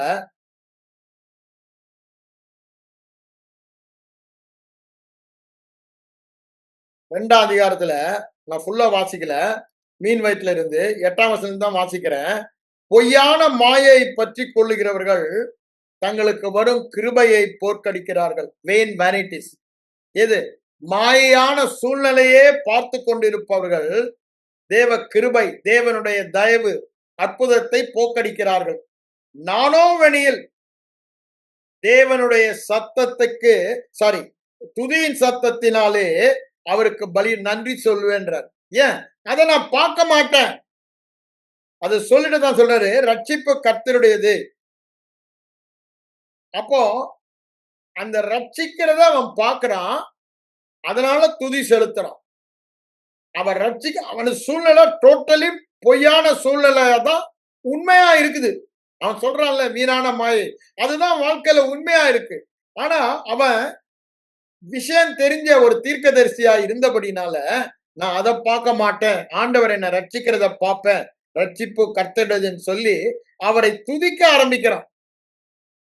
அந்த சூழ்நிலையிலும் தனக்கு ரட்சிப்பு இருக்குது. முடியாத சூழ்நிலையில. ஆண்டவர் உடனே அவருக்கு அப்ப பாருங்க, அவன் உள்ளான படம் அவன் ரட்சிக்கப்பட்டதாக மாத்துகிறான். அவன் பேசுகிற வார்த்தை நன்றி சொல்லுகிற வார்த்தையா இருக்கிறது. உடனே மீனுக்கு கட்டளையிட்டான். கரையிலே கக்கி விட்டதுன்னு பார்க்கிறோம். நான் ஏன் இத சொல்ல வரேன்? நம்முடைய வாயின் வார்த்தையில இருதயத்தின் படம் உருவாகுகிறது. வியாதியை பற்றி பேசிக்கொண்டே இருக்கும் பொழுது, அந்த வீணான தவறான காரியங்களை பேசுகிறபடினால, தேவ கிருபையை போக்கடிக்கிறோம். என்ன? கிருபையுள்ள வார்த்தை சொல்லுகிறது சுகத்தை நாம் போக்கடிக்கிறோம். அதனால சொல்றது ஃபர்ஸ்ட் ஸ்டெப்பே மட்டரிங் தான். Speaking to our self. அங்க என்ன சொல்றாரு பாருங்க, 2 பேதுரு 1ஆம் அதிகாரத்துல, உங்களுக்கு நினைப்பூட்டுவதில நான் அசதியா இருக்க மாட்டேன்னு வர அந்த 14, 15, 16 வசனங்களை வாசித்தீங்கன்னா, திரும்ப திரும்ப கடைசியா நான் என்னோட தேகத்தை விட்டு பிரிய நாட்கள் வந்துருச்சு. ஆனா ஒன்ன மட்டும் உங்களுக்கு நினைப்பூட்ட நான் அசதியா இருக்க மாட்டேன். 3ஆம் வசனத்திலேயே சொல்லிடுறாரு. எல்லாவற்றையும் அவர் உங்களுக்கு கொடுத்துட்டாருன்றத சொல்றார். அதனால அததான் உங்களுக்கு நினைப்பூட்டுவேன்றார். அத நினைப்பூட்டுவேன்னு சொல்லிட்டு தான் அப்ப அந்த 4ஆம் வசனம் சொல்றாரு. அதிக உறுதியான மேன்மையும் அருமையுமான வாக்குத்தத்தங்கள் நமக்கு இருக்குன்றாரு. அப்புறம் திருப்பி அங்க 18, 19 போகும் பொழுது நாட் தட் ஆடிபிள் வாய்ஸ், நான் அங்க கேட்டேனே மறுரூப மலையில இயேசுவோட போகும் பொழுது அந்த சத்தம் அல்ல, அதை விட மேலானது ஒண்ணு நமக்கு இருக்கு. அதுதான் ரொம்ப நிச்சயமான உறுதியான தீர்க்க தரிசன வார்த்தை அப்படின்னு சொல்லிட்டு இதே தான் அங்கேயும் அவர் சொல்றாரு. உங்க இருளான அப்படின்னா வியாதியான சூழ்நிலையில அந்த வியாதி என்ற இருள் நீங்கி சுகம் என்ற வெளிச்சம் இருதயத்தில் அந்த படம் வர வரைக்கும் அதையே நீங்கள் பார்த்து கொண்டிருப்பது நல்லது. ஏன்னா இந்த வார்த்தை தான் உங்களுக்கு விளக்கா இருக்குது. அதுதான் வெளிச்சம் தருது. அப்படிதான் அங்க சொல்றாரு. அதேதான் சங்கீதக்காரனும் 119ஆம் சங்கீதம் 105ஆம் வசனத்துல சொல்லுவதை நம்ம பார்க்கிறோம். இவரும் அதுதான் சொல்றாரு. அது வேணா நான் எடுத்து ஒரு நிமிஷம் உங்களை படிச்சிடுறேன். ஏன்னா இதெல்லாம் முக்கியமான வசனம். எடுங்க நீங்களும் சேர்ந்து. இதெல்லாம் உங்க இருதயத்துல மனப்பாடமா பதிய வேண்டிய வார்த்தைகள். தெய்வீக சுகத்தில் வாழ்ந்து தெய்வீக சுகம் கடத்தும் ஊழியத்தை செய்ய அழைக்கப்பட்டவர் ஒவ்வொரு வாழ்க்கையிலும் இது தேவையான தேவனுடைய விதையாக இருக்கிறது. அந்த விதை இருந்தா தான் முளைத்து அது நம்முடைய வாழ்க்கையில காணப்படும். இங்க 1ஆம் அதிகாரத்துல வாங்க என்ன சொல்றாருப்பாங்க, அதிக உறுதியான தீர்க்க வசனம் 12ல இருந்து நினைப்பூட்ட அசதியாயிரேன்னு சொல்லிட்டே வராரு. இங்க வந்து 19ல என்ன சொல்றாரு, அதிக அதாவது முந்தின வசனத்துல சொல்லிடுறாரு. மறுரூப மலையில கேட்டத ஆடிபிள் வாய்ஸ், அதை விட உறுதியான தீர்க்க தரிசன வசனம் நமக்கு உண்டு. பொழுது விடிந்தா விடிவெள்ளி நட்சத்திரம் எப்படி வருதோ அதே மாதிரி இருதயத்துல இந்த வியாதி நீங்கி இருளுள்ள ஸ்தலத்திலே பிரகாசிக்கிற விளக்கை போன்ற அவ்வசனத்தை கவனித்து கொண்டிருப்பது பாருங்க. அதுதான் நமக்கு வெளிச்சம் தரும். என்ன வெளிச்சம்? தேவனுடைய வெளிச்சம். தேவனுடைய அறிவு என்ன? தேவன் எப்படி பார்க்கிறார்? அந்த வெளிச்சத்தை தருகிற வார்த்தைய நீ பார்த்து கொண்டே இருப்பது நலம் என்று சொல்கிறார். அதுதானே தியானம். அதை பார்த்து கொண்டே இருக்க வேண்டுமானா வாயில பேசணும். அப்படிதானே? பேசாம பார்க்க முடியாது. நீ என்ன பேசுகிறியோ அதை பார்க்க முடியும். இன்னொரு விதத்துல பார்க்கிறோம். பேச ஆரம்பித்து கற்பனை சக்திக்கு போறோம். அப்படிதானே? ஆண்டவர் நம்ம சிருஷ்டிக்கும் போதே பார்க்கிற மாதிரி நம்மளை சிருஷ்டித்திருக்காரு. அது மாத்திரமல்ல, ஒன்னும் கொடுத்திருக்காரு. காணாதத பார்க்கறதுக்கு இந்த பிசிக்கல் ஐ. ஆனா காணாதத பார்க்கறதுக்கு அகக்கண்களை கொடுத்திருக்கார். மனதின் கண்களை கொடுத்திருக்கிறார். இருதய அதுல என்ன பண்றோம்? கற்பனை படம் பிடித்து நாம் பார்க்கிறோம். எல்லாருமே படம் பிடித்து பார்க்கிறோம். சின்ன குழந்தைங்கள்ல இட் இஸ் வெரி காமன் டே ட்ரீமிங்ன்றோம். ஆனா இது நாட் டே ட்ரீமிங். நான் இமேஜினேஷன் என்று சொல்லும் பொழுது கற்பனை சக்தி அல்ல. நான் பைல்ஸ்ல சுகமாயிட்டேன்னு சொன்னதும் அந்த டாக்டர் என்கிட்ட அப்படித்தான் சொன்னாரு. பிரதர், அதெல்லாம் ஒரு இல்யூஷன் பிரதர். ஒரு 2, 3 நாளைக்கு இருக்கும். அதுக்கு இது இல்யூஷன் இல்ல நான் சொல்றது. தேவனுடைய வார்த்தை. இதுக்கு ஃபவுண்டேஷனே தேவனுடைய வார்த்தை. தேவனுடைய வார்த்தையை நம்முடைய இருதய படமாக்குவதுதான் கற்பனை. அதான் சொல்றேன். நெகட்டிவ் கற்பனை இருக்கு, பாசிட்டிவ் நெகட்டிவ் கற்பனை தான் இப்ப பார்த்தோம் worrying. பாசிட்டிவ் தான் விசுவாசம். அதுதான் இங்க பார்க்கிறோம். அது வந்து பாருங்க, நீங்க எவ்வளவுக்கு எவ்வளவு வேத வசனத்துல உங்களை பார்க்கிறீங்களோ அவ்வளவுக்கு அவ்வளவு விசுவாசத்துக்கு சாப்பாடு போட்டு அதை கும்பனை எழும்புது. எவ்வளவுக்கு எவ்வளவு உங்க சூழ்நிலைகளை பார்க்கிறீங்களே இதை பார்க்காம அவிசுவாசம் கும்பனை எழும்பும். அது நல்லா நம்ம தெரிஞ்சிடணும். The more you see yourself in the word of God, the more your faith grows, the more it manifests. On the contrary, the more you see your situation, sickness, என்ன ஆயிடுது? வார்த்தை மேல உள்ள விசுவாசம் சுத்தமா போய் அந்த வியாதி தான் வாழ்க்கையில காணப்படும். அதனாலதான் அது ரொம்ப முக்கியம் சொல்ல வரேன். அதான் வேத வசனம் முழுவதுமா சொல்வதை பார்க்கலாம். அங்க பாருங்க, ஆபிரகாம்கிட்ட சொல்றாரு, அந்த ஆதியாகமம் 13:13 நீ பார்க்கிறது எம்மட்டோ, நீ எதை பார்க்கறியோ அதை சுதந்திரிப்படான்றார். நல்லா புரிந்து கொள்ளுங்க. வேத வசனத்தை நம்ம சுதந்திரிக்கிறதுக்கு கொடுத்திருக்காரு. நீங்கள் சுதந்திரத்தை உங்களுக்கு கொடுக்கவல்ல, அப்படித்தானே சொல்றாரு. அப்போஸ்தலர் 20:31-32 படிச்சு பாருங்க. நமக்கு பக்தி விருத்தி மாத்திரமல்ல, சுதந்திரத்தை கொடுக்கவல்ல, கிருபையுள்ள வார்த்தைகளுக்கு உங்களை ஒப்பு கொடுக்கிறேன். கடைசி அவர் அவங்களுக்கு பார்ட்டிங் வேர்ட் சொல்லிட்டு போறாரு எபேசு மக்களுக்கு, மூப்பர்களுக்கு. அப்ப பாருங்க, அந்த சுதந்திரத்தை நாம் பெற வேண்டுமானால், இன்னொரு விதத்துல சொல்ல போனா, அவருடைய திவ்ய பாவத்தை நம்முடைய வாழ்க்கையில அனுபவிக்க வேண்டுமானா, வியாதி இல்லாத வாழ்க்கையை நம்ம அனுபவிக்க வேண்டுமானா, சுகத்தோடு வாழ்க்கிற வாழ்க அனுபவிக்க வேண்டுமானா, எல்லாரையும் சுகமாக்குகிற ஊழியத்தை செய்ய வேண்டுமானா, இந்த விசுவாசம் வளர்ந்து காணப்பட வேண்டுமானா, தேவன் என்ன சொல்லுகிறார் அதுதான் தேவ வார்த்தை. அது தவறாதது. அதை பார்ப்பதுல தான் நம்முடைய ரகசியமே இருக்கு. இந்த வேதம், என்னுடைய ஊழியத்தின் தலைவர் அடிக்கடி சொல்லுவாரு, இட்ஸ் a picture book என்னுவார். இது நம்ம படம் படித்து பார்க்கறதுக்கு கொடுத்த ஒரு பிக்சர் புக்கு. இது நீ பிக்சர் புக்கா பார்க்காம நீ வாசித்து கொண்டே போனா உனக்கு பிரயோஜனப்படாதுன்னு வரும். அப்போ இந்த வேத புத்தகம் எதுவா, நான் இத ஒரு படமா பார்க்கணும். அவர் நான் செய்த கிரியைகளை தானும் செய்வான் ஆண்டவர் சொல்லிட்டாருன்னா, அவர் என்ன செய்தாரு? சுவிசேஷத்துல போய் பார்க்கணும். அவர் செய்யறதெல்லாம் நான் செய்யறதா பார்க்க சொல்றாரு. அதான அர்த்தம். It's a picture book. அத நான் படமா பார்க்கணும். இயேசு என்ன செய்தாரு? அத நான் செய்யறதா பார்க்கணும். இத எங்களுக்கு ரொம்ப தெளிவா அண்ணன் சொல்லி கொடுத்தது என் மனைவிக்கு கேன்சர் வந்த பொழுது. என் மனைவிக்கு கேன்சர் வந்தபோது, நான் ஆண்டவருடைய வார்த்தை எனக்கு வந்தனால, செகண்டரி ஸ்டேஜ் ஆஃப் கேன்சர் 6 வருஷம் தான் உயிரோட இருப்பாங்கன்னு சொல்லிட்டாங்க. ஆனா தேவ வார்த்தை இருந்தபடினால, சூழ்நிலை மூலமாக ஆண்டவர் என்னோடு பேசினாரு. அது தவிர தேவனுடைய வார்த்தை ஆவியில கொடுக்கப்பட்டபடினால, கீமோ ரேடியோ தெரப்பி அவங்க சொன்னா 6 வருஷம் தான் இருப்பேன்னு சொல்றாரு. அந்த கீமோ தெரப்பியும் வேணாம், ரேடியோ தெரப்பியும் வேணாம், எங்க தேவனுடைய வார்த்தை தெரப்பி தான் வேணும்னு வார்த்தையை போய் பிடித்து கொண்டோம். இந்த தியானம் என்ற மெத்தட. அப்போ அண்ணன் என்ன கூப்பிட்டு அனுப்புறாங்க.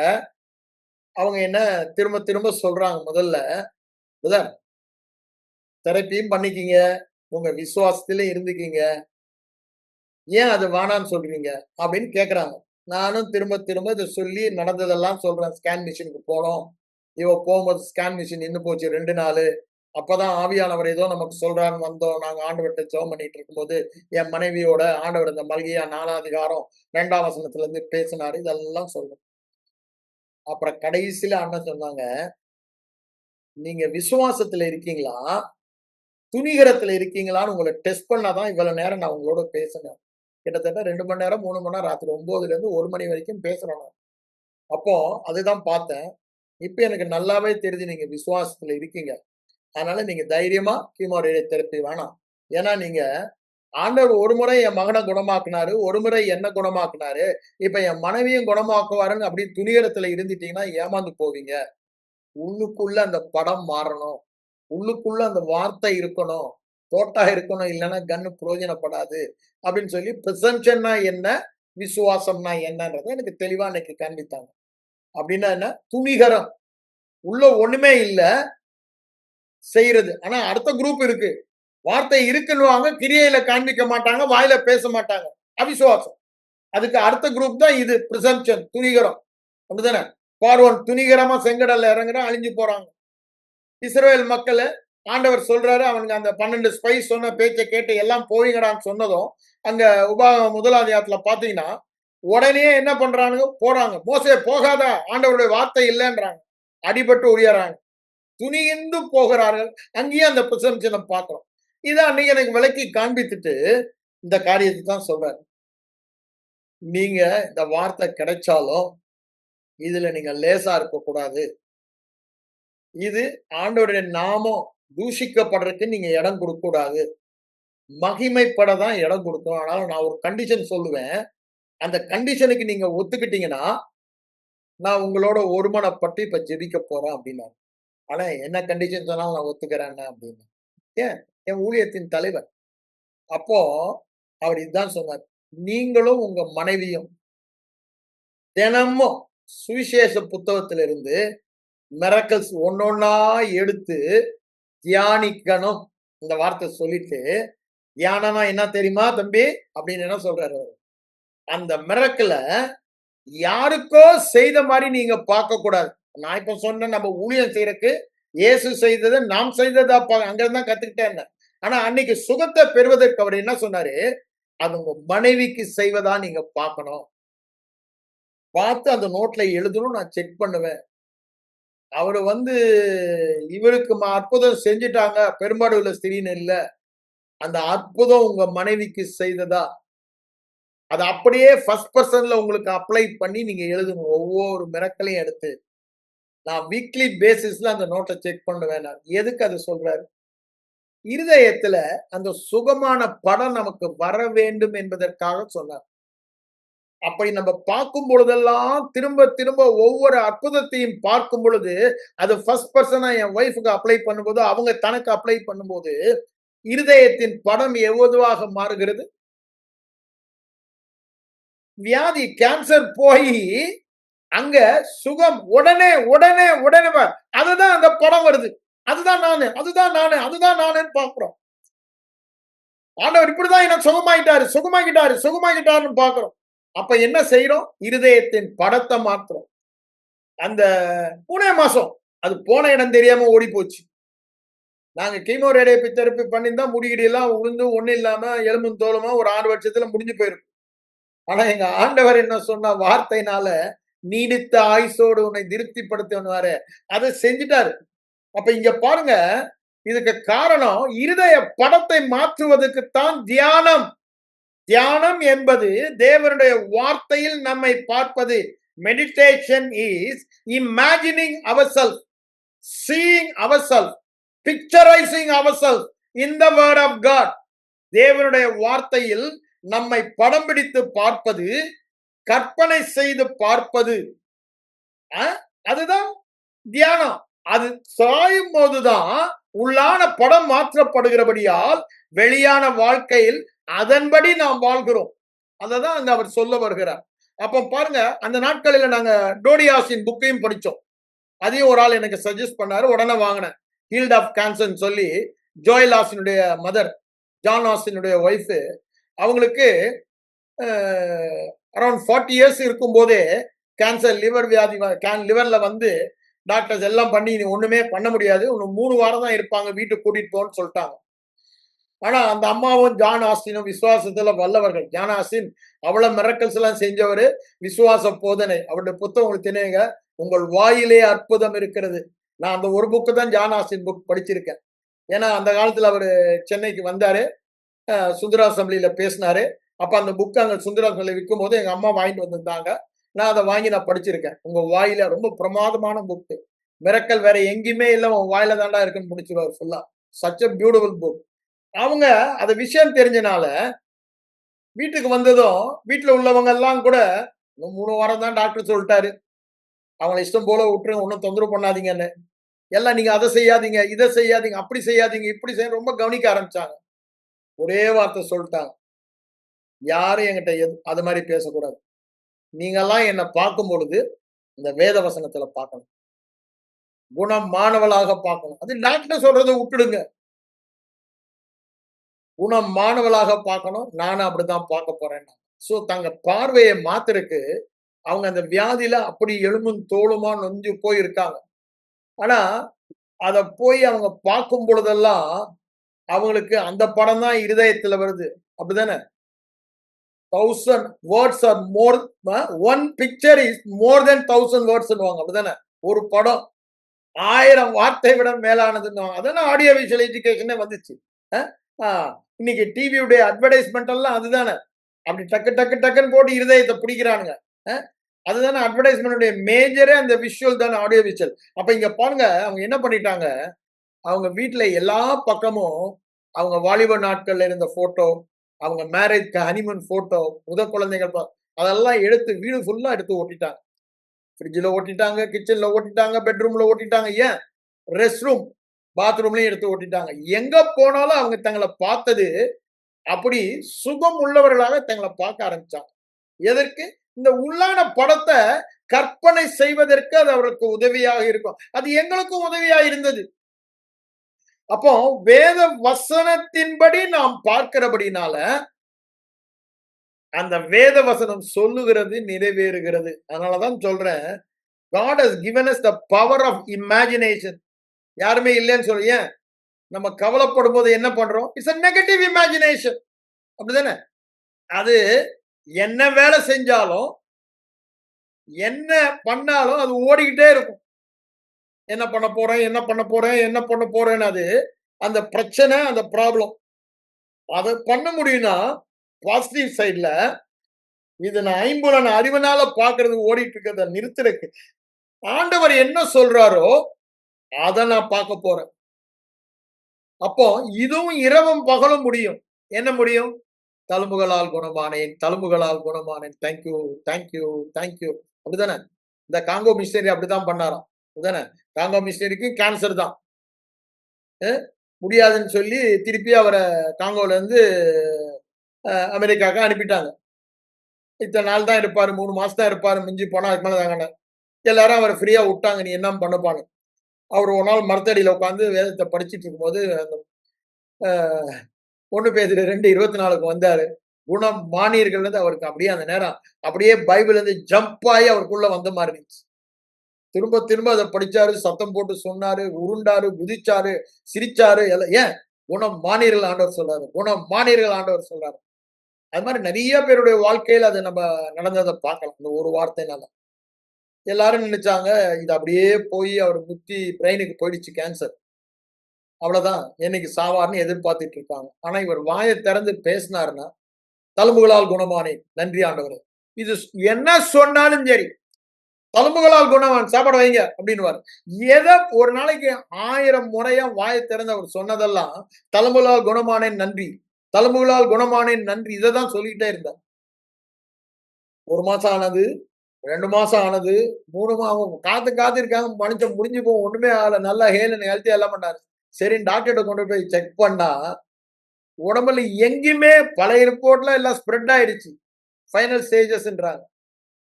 4th 5th ஸ்டேஜ் வந்துருச்சு. இப்போ எந்த ஆர்கன்லயும் கேன்சர் இல்லை. எப்படிங்க நடந்தது? அவருடைய உள்ளான படமெல்லாம் அவர் சுகமானதாக மாற்றப்பட்டது. ஒரு வார்த்தை, ஒரு வார்த்தை. அதனாலதான் சொல்றேன், நம்ம சாப்டர் ஒரு நாளைக்கு 10 சாப்டர் படிக்கிறது முக்கியம் அல்ல. படிங்க, நல்லது. நான் அது மாதிரி நிறைய படிச்சிருக்கேன். ஒரு வருஷத்துல 2 தடவை படிக்கணும், 3 தடவை படிக்கணும்லாம். ஆனா அதுக்கப்புறம் தான் ஆண்டவர் எனக்கு கருத்து கொடுத்து இந்த தியானம் என்ற மெத்தட் இருக்கும். அப்போ அந்த ஒரு டாபிக் எடுத்தா அதே தான் நான் படித்துக் கொண்டிருப்பேன். ஆராய்ந்து பார்ப்பேன், ஸ்டடி பண்ணுவேன், எல்லா ரெஃபரன்ஸையும் பார்ப்பேன். கேத்தலிக் பைபிள் என்ன சொல்லுது, நம்ம பைபிள்ல என்ன சொல்லுது, தமிழ்ல, இங்கிலீஷ்ல வெவ்வேறு டிரான்ஸ்லேஷன் எல்லாத்தையும் நான் படிப்பேன். இல்லைன்னு சொல்ல வரல. ஏன்? அத ஆழமா தோண்டி பார்க்கும் பொழுது தான் அங்க அங்க சொல்றாருல்ல, லூக்கா 6ஆம் அதிகாரத்துல, பெரும் மழை வந்தது யாரு? ஆழமாய் தோண்டி ஃபவுண்டேஷன் போட்டான் பாருங்க, அஸ்திபாரம். அதுதான் நின்னுச்சு. ஆழமா தோண்டி அஸ்திபாரம் போட்டாதான் இந்த புயலாகிய வியாதி மற்ற காரியங்கள் வரும்போது நிக்க முடியும். அதனாலதான் அதை சொல்றேன். அப்ப பாருங்க, அதை எல்லாமே பாருங்க, இரவும் பகலும் இட் இஸ் பாசிபிள். நீங்க என்ன வேலையும் செய்யலாம், என்ன காரியமும் செய்யலாம். இது முணுமுணுத்துக் கொண்டே இருக்க முடியும், இருதயத்துல படம் ஓடிக்கொண்டே இருக்க முடியும். அததான் சொல்றாரு, இரவும் பகலும் கவலைப்பட. நாங்க என்ன பண்றோம்? we are pondering. அடுத்த ஸ்டெப்புக்கு போயிடுறோம். தியானத்துல இமேஜினேஷன், பாண்டரிங் ஆர் மியூசிங். சங்கீதத்துல அடிக்கடி நம்ம தாவீதின் சங்கீதத்தில் நம்ம அதை வாசிக்கிறோம். பாண்டரிங் அண்ட் மியூசிங் எல்லாம் அந்த 39ஆம் சங்கீதத்தில் ரொம்ப தெளிவாய் சொல்லப்பட்டதை பார்க்கலாம். அதை மட்டும் உங்களுக்கு நான் காமிக்கிறேன். எல்லாத்தையும் நான் படிக்க இஷ்டப்படல. நேரம் நமக்கு ரொம்ப கம்மி தான். 39ஆம் சங்கீதத்துக்கு வாருங்க. அவன் என்ன சொல்றான் பாருங்க, 2ஆம் வசனத்துல, மௌனமாகி ஊமையனாய் இருந்தேன், ஒன்னே நான் பேசல, நலமானதையும் நான் பேசவில்லை என்றான். அதையும் சொல்லிட்டு 3ஆம் வசனம் வருது பாருங்க, என் இருதயம் எனக்குள் அனல் கொண்டதான். எப்போ? நான் தியானிக்கையில் அக்கினி மூண்டது. அப்புறம் தான் வாயில விண்ணப்பம் பண்றேன்றாரு. நம்ம எல்லாமே ஆண்டவர் சொல்றாரு அங்க மார்க் 11:24, நீங்க ஜெபிக்கும் போது எவைகளை ஜெபிப்பீர்களோ அவைகளை பெற்று கொண்டோம் என்ற விசுவாசத்தோடு ஜெபிக்க கேட்க சொல்றார், பேச சொல்றார். அப்படின்னு என்ன அர்த்தம்? நம்ம கேட்ட பிறகு அவர் கொடுக்கல, கேட்கும் போதே கொடுத்துட்டாருன்றதுலதான் கேட்கிறோம். அதுதான் நன்றி சொல்றது. இங்க அததான் அவன் என்ன சொல்றான், இந்த வெளிப்பாடு வர வரைக்கும் நான் தியானம் பண்றேன். எனக்கு என்ன சூழ்நிலையில எனக்கு வெளிப்பாடு வர வரைக்கும் தியானம் பண்றேன், தேவன் என்ன சொல்லுகிறாரு. அப்புறம் அந்த வெளிச்சம், அந்த அக்கினி அது என் இருதயத்துல வந்ததும் அவன் என்ன சொல்றான் பாருங்க, அனல் கொண்டது, அக்கினி வந்ததுன்றான். அதுதான் வெளிப்பாடு. அப்படிதானே? அந்த வெளிச்சம் வருகிறது என்று சொல்லுகிறோம். அதுக்கப்புறம் தான் நான் விண்ணப்பம் செய்தேன் என்று சொல்லுகிறான். அப்போ முதலாவது தன் இருதயத்துல பார்க்கிறான். ஆண்டவர் எரேமியாவை பார்த்து கேட்கிறாரு. எரேமியா 1ஆம் அதிகாரம் 12ஆம் வசனத்துல, எரேமியாவே நீ என்னத்தை பார்க்கிறேன்றார். ஏன்? அவன் கரெக்டா ஐம்புலன் அறிவினால பார்க்காம தரிசனத்துல ஆவியில ஆண்டவர் காண்கிறத பார்க்கும்போது ஆண்டவர் சொல்றாரு, நீ சரியா பார்த்துட்ட, இருதயத்துல நீங்க சரியா பார்த்துட்டுனா தீவிரமா என் வார்த்தையை நிறைவேற்றுவேன்றாங்க. நிறைய காரியங்கள் அதை சொல்லிட்டு போலாம். இந்த பார்க்கிற காரியங்கள், ஏன் நாம் கேட்கிற காரியங்கள், பார்க்கிற காரியங்கள் தான் நம்மை அந்த வசனத்திலே வாழ வைக்கிறது. நாம் எதை கேட்கிறோமோ, எதை பார்க்கிறோமோ, அதுதான் நம்முடைய விசுவாசத்துக்கு சாப்பாடு போட்டு அவிசுவாசத்துக்கும் பயத்துக்கும் பட்டினி போடுது. நம்ம பார்க்கறத தவறதா பார்த்தா, மாறுபாடு தாறுமாறா பார்த்து அதை பேசிக் கொண்டிருந்தா, அந்த படம் இருதயத்துல இருந்தா அவிசுவாசம் தான் இருக்கும். அது ஏன்? அதுக்கு தானே சாப்பாடு போட்டோம். நம்ம சாப்பாடு போட வேண்டியது விசுவாசத்துக்கு. தேவனுடைய வார்த்தை தான் விசுவாசம், வேற எங்கேயுமே இல்லை. நீங்க விசுவாசம் எங்க அலைஞ்சாலும் எங்கேயும் இல்லை, தேவனுடைய வார்த்தையில தான் இருக்கு. அதனாலதான் ரோமர் 10 அதே சொல்றாரு, நாங்கள் பிரசங்கிக்கிற விசுவாச வார்த்தை அதை வாயிலும் இருதயத்திலையும் இருக்கணும்ன்றாரு. சிம்பிளா முடிச்சிட்டாரு. கிறிஸ்தவ வாழ்க்கை அவ்வளவுதான், ரொம்ப சுலபம். விசுவாசம், அந்த விசுவாசத்துக்கு தேவையெல்லாம் இந்த வார்த்தையை எடுத்து ஆண்டவர் என்ன சொல்றாரு வாயில வைன்னு சொல்லி அங்க முடிச்சிடுற. அப்படிதான் ரட்சிக்கப்பட்டோம். நீங்க எப்படி ரட்சிக்கப்பட்டீங்களோ அப்படிதான் எல்லா காரியமும். கொலைசியர் 2:6 அதை சொல்லிடுறாரு.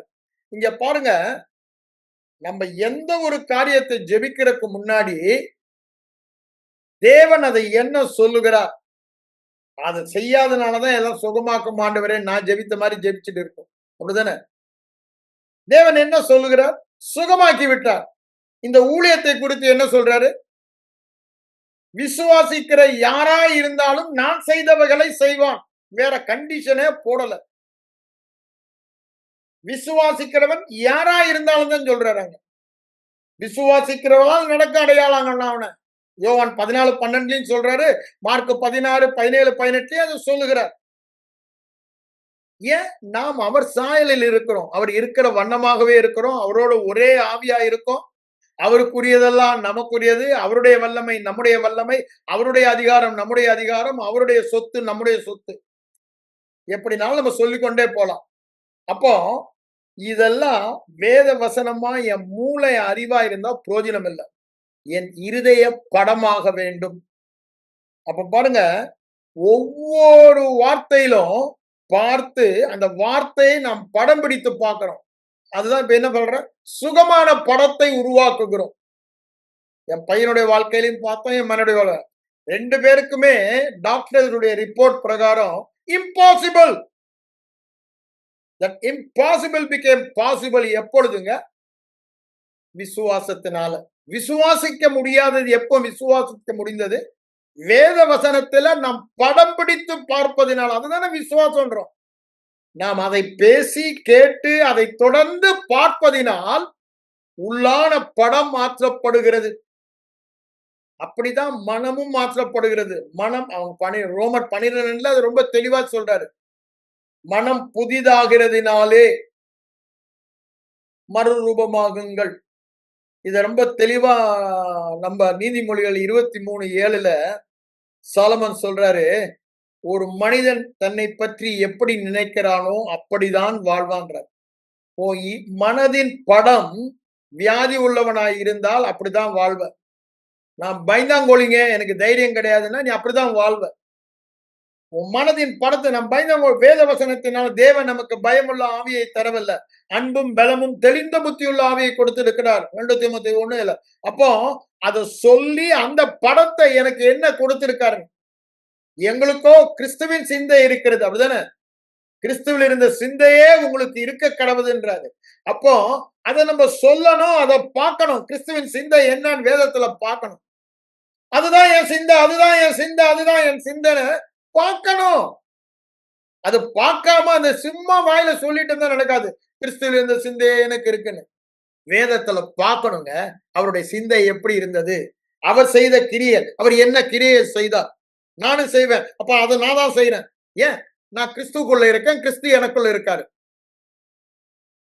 உலக தோற்றத்துக்கு முன்பே கிறிஸ்துவுக்குள், அப்படிதானே?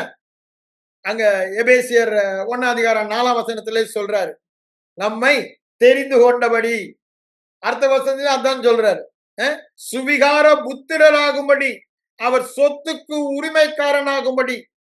அவர் சொத்து என்னங்க? சுகம், சுகமாக்கும் ஊழியம். எப்பனா?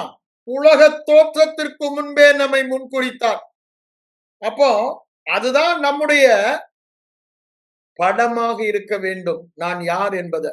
அந்த இருதய படத்தை மாத்துவதற்குத்தான் வேத வசனம். அதனாலதான் சொன்னாரு, இது பிக்சர் புக் தம்பி அப்படின்னாரு. இதை நீ படம் பிடிச்சு பார்க்கத்தான் கொடுத்திருக்காரு, இப்படியே வாசிட்டு போறதுக்கு இல்ல. அப்போ நம்முடைய ஒவ்வொரு சூழ்நிலைக்கும் வேதத்தில் தேவ வார்த்தை இருக்கிறபடினால் தேவன் என்ன சொல்லுகிறார் என்று பார்த்து அதை நமக்கு நாமே பேசி நம்முடைய கற்பனையினால் உள்ளான படத்தை மாற்ற வேண்டும். அதுதான் மனம் மறுரூபமாகுதல், இருதயத்தை விசுவாசத்தால் நிரப்புதல். அது அங்க என்ன சொல்றாரு பாருங்க, ஆதியாகமம் 11:6 அங்க பாபேல் கோட்டடம் கட்டுறாங்க. ஆண்டவர் அங்க சொல்றாரு, தமிழ் அவளுக்கு தெளிவா வரல, இங்கிலீஷ்ல சொல்றது, what ever they imagine it cannot be stopped அப்படின்றார். அப்படின்னா என்ன? அவங்க என்ன கற்பனை செய்தாங்களோ அதை யாராலும் தடை செய்ய முடியாது. அதனால அவங்க பாஷையை தாறுமாறாக்கும். அவங்க சேர்ந்து ஒரு மனமா கற்பனை செஞ்சுட்டாங்க வானலாவிய கட்டடத்தில். அங்க அதான் சொல்றாரு, if you can imagine, if you can form a picture, you will do இட்ன்றாரு. அதுதான் இங்க சொல்றாரு. யோசுவா 1:8 நம்ம யாக்கோபு 1:24, 25 அதையும் எடுத்து நான் உங்களுக்கு வாசித்துறேன். யாக்கோபு 1:24, 25 எடுங்க. அவர் என்ன சொல்றாரு பாருங்க. அங்க சுயாதீன பிரமாணமாகிய பூரண பிரமாணத்தை உற்று பார்த்து அதில் நிலைத்திருக்க அப்படின்னு அத படத்தை இருதயத்தில் உருவாக்குகிறவனே. முந்தின வசனத்தை சொல்றாரு, சும்மா அப்படி பார்த்துட்டு போயிட்டீங்கன்னா பிரோஜனம் இல்லடான்றார். அதை தியானித்து, அதை கற்பனை செய்து, அதை பேசி, அதை இருதய படமாக மாற்றுகிறதை சொல்றாரு. அவன்தான் வேதவசனத்தில் சொல்லப்பட்டபடி அதன்படி வாழ்கிறவனாய் இருக்கிறான். அதனால்தான் சொல்றாரு, வெறும் வசனத்தை வாசிக்கிறவனாய் இராங்க, அதன்படி வாழுகிறவனாய் இருக்க வேண்டும், தன் செய்கையில் பாக்கியவானாய் இருப்பான் என்று சொல்லுகிறார். 23 ஆரம்பிக்கும் போது அப்படிதான் சொல்றாரு. ஒருவன் திருவசனத்தை கேட்டும் ஏன் செய்யவில்லை? சும்மா வாசிக்கிறான், கேட்கிறான், ஆனா இருதயத்துல படம் மாறல. இன்னைக்கு ஏன் சுகம் பெறவில்லை? எல்லாருக்கும் சத்தியம் தரும், ஆனா இருதய படம் மாறவில்லை. அதை உற்று பார்த்து, உற்று பார்த்து, சாதாரண பார்வை இல்லைங்க, உற்று பார்த்து. பேதுரு சொல்றான்ல, அலங்கார வாசல் இருந்த அந்த பிறவி சப்பானிய, அவன் உற்று எங்களை நோக்கிப்பார். அப்போ ஒரு ஏதோ விசேஷம் நடக்க போகிறது என்று உற்று பார்க்கிறான், ஒரு எக்ஸ்பெக்டேஷன். அததான் இங்க சொல்றாரு, நான் என்ன பார்க்கிறேனோ அப்படி நடக்குதுன்னு. பேதுரு ஆண்டவர் மேல கண்ணை வைக்கிற வரைக்கும் சமுத்திரத்துல நடக்கிறான். அப்படி இந்த அலைகளை பார்க்கும்போது மூழ்கி போறான். அப்போ அவன் பார்வை எங்க இருக்குது? அதுதான் இருதயத்தின் படம். அதுதான் நம்ம சொல்லுங்க, என்ன சொல்றாரு? உற்று பார்த்து அந்த படத்தை இருதயத்தில் வரைகிறவனே யாரு? ஆவியானவர் வரைஞ்சிடுறாரு. நீங்க பார்க்கிறது தான் நம்முடைய வேலை. கற்பனை பண்ணி வேதத்தில் நம்மை பார்க்கிறது தான், வசனத்தில் நம்மை பார்க்கிறது தான் கற்பனை சக்தியே கொடுத்திருக்காரு. அதனாலதான் சொல்றாரு, அவர்கள் கற்பனை செய்தது தடைபடாதுன்ற. ஒருவன் தேவனால முடியாது, பிசாசாலையும் முடியாதுன்ற ஆண்டவர் கூட சொல்றாரு. மத்தேயு 5ஆம் அதிகாரத்துல என்ன சொல்றாரு பாத்தீங்கன்னா, 27, 28 வருஷம் நாங்க வாசிக்கும் பொழுது, ஒரு பெண்ணை ஒருவன் இச்சையோடு பார்த்தால், படம் உள்ள வந்துருச்சுன்னா விபச்சாரம் செஞ்சுட்டான், புரிஞ்சு போச்சு, அதுக்கப்புறம் கேள்வியே இல்லடான்றார். ஏன்? அவன் இருதயத்துல படம் வச்சுட்டான், புடிச்சிட்டானா நடந்துருச்சுன்றார். இருதயத்தில் நீ படம் ஃபார்ம் பண்ணிட்டீனா வியாதிக்காரனா அப்படிதான் இருப்ப. இருதயத்துல சுகமான மரம் அப்படிதான் இருப்ப. இருதயத்துல இயேசு செய்த சுகமாக்கும் கிரியைகளை செய்யறத நீ பார்க்கிட்டீனா, அப்ப என்னதான் செய்யணும்? பெரிய பெரிய healing evangelist like John G Lake அவங்க எல்லாம் என்ன சொல்றாங்க? மணிக்கணக்கா வேதத்துல உட்கார்ந்து பார்த்தாங்கன்னா, day dreaming or night dreaming, அப்படிதானே? ஒரு இன்டென்ட்டோட, ஒரு ஸ்பெசிபிக் ரீசனோட இன்டென்ட்டா பாக்குறாங்க. என்ன? இப்படிதான் நான் இருக்கேன், ஆண்டவர் சொல்லிட்டாரு, அவர் இருக்கிறவனுமாக, அப்ப ஆண்டவர் செய்த நானும் செய்யணும் அப்படின்னு வேத வசனத்துல ரொம்ப நாட்கள் அவங்க கூட்டங்களில என்னென்ன அற்புதம்லாம் நடக்கும், எதெல்லாம் நடக்கும்ன்றத படம் பிடிச்சு பார்த்தாங்க. ஆண்ட்ரூ ஊமேக் சொல்றாரு, 2002 ஆண்டவர் தான் அவருக்கு சொன்னாராம். சங்கீதத்திலிருந்து எடுத்து 78 41 இஸ்ரவேலின் பரிசுத்தரை நீ மட்டுப்படுத்துற உன்னுடைய நினைவுகளினால. நினைவுனா என்ன? உன் இருதயத்தின் படத்தினால. ஆண்டவர் அவ்வளவு பெரிய திட்டம் வச்சிருக்காரு.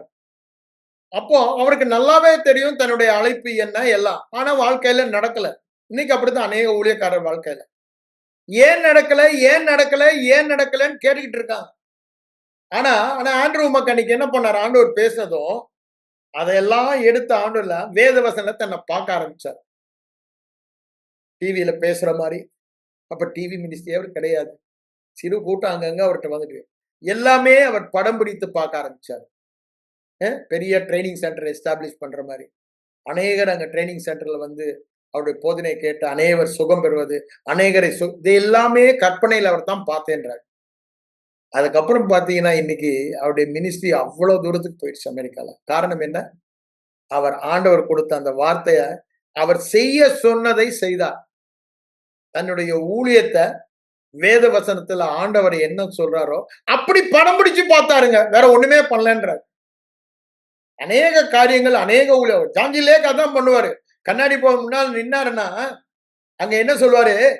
ஜான் ஜிலேக் முன்னால ஊழியத்துக்கு முன்னால யார் இருக்கா தெரியுமா? உள்ள இந்த கோட்டுக்கடியில இருக்கிறவர் உலகத்தில் இருக்கிறவர்களும் பெரியவர் இருக்கார், தெரிஞ்சுக்க அப்படின்னு சொல்லி சொல்லி அந்த படத்தோட தான் மேல ஸ்டேஜுக்கு போவாரு. எப்பவும் ரெடியானதும் கண்ணாடி முன்னால இதை கன்ஃபர்ஸ் பண்ணாம அவர் போகவே மாட்டார். அவருக்கு அந்த ரோமர் 8:2 வெளிச்சம் வந்த பிறகு வியாதிய ஒண்ணுமில்ல. ஏன்? ஆவியின் ஜீவனின் பிரமாணம் என்னில் கிரியை செய்கிறது. இந்த மரணமாகிய வியாதி என்னை என்ன பண்ண முடியுன்றாரு. அப்படி பிளேக் இருக்க ஆளுங்கெல்லாம் அவர் சர்வ சாதாரணமா ட்ரீட் பண்றாரு. டாக்டர்ஸ் எல்லாம் பயந்துடுறாங்க. எப்படிப்பா நாங்களாம் கிளவுஸ் போட்டு பண்றேன்னு என்ன? அது என்ன பட்டாலே செத்து போய் ஏன் எப்படிப்பா சொல்ற? ஆவியின் ஜீவனின் பிரமாணம் என்னில் கிரியை செய்து கொண்டு இருக்கிறது. அது வியாதி மரணத்தின் பிரமாணம். அவங்க நம்பல.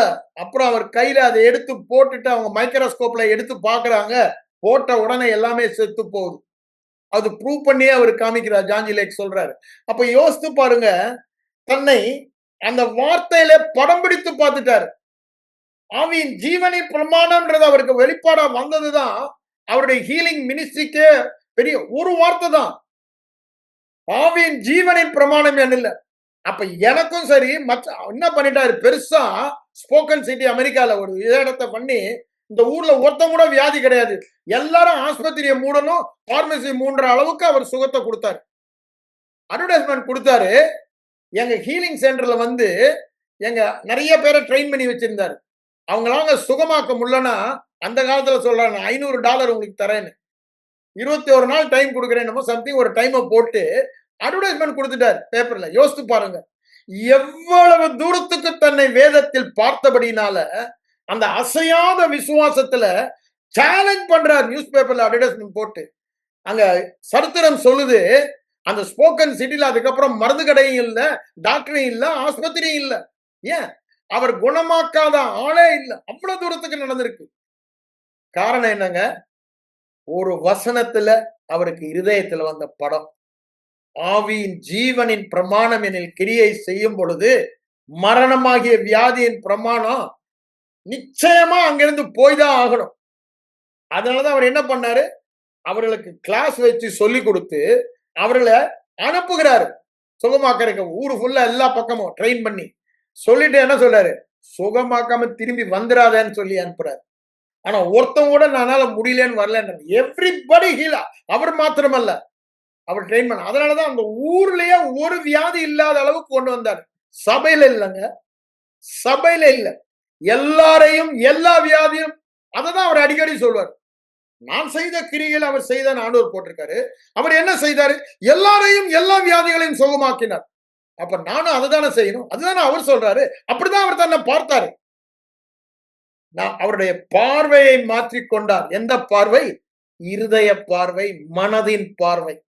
அதுதான் அந்த கற்பனா சக்தி. அதனாலதான் ஆண்டவர் சொல்றாரு, அவர்கள் கற்பனை செய்ததை தடை செய்ய முடியாதுன்றார் பாபேல் கூபரத்துல சொல்லும் பொழுது. மேலும் நீங்க பாத்தீங்கன்னா என்னாகமத்துக்கு வாங்க, 21ஆம் அதிகாரம் நினைக்கிறேன். அங்க பாருங்க என்ன சொல்றாரு பாருங்க. அங்க அவங்க முறுமுறுக்கிறாங்க. அவங்கள சுத்தி ஆண்டவர் வேலை அடிச்சிருக்காரு வியாதி வராம, பரிகாரியாகிய கர்த்தரு. ஆனா அவங்க என்ன பண்றாங்க? முறுமுறுக்கிறாங்க. பிசாசு எவனை விழுங்கலாமோ அலைறான்ல, உள்ள வந்துடுறான், சர்ப்பம் கடிக்கிறது. வேலியை பிடுங்கி போட்டா சர்ப்பம் கடிக்கத்தான் செய்யும்.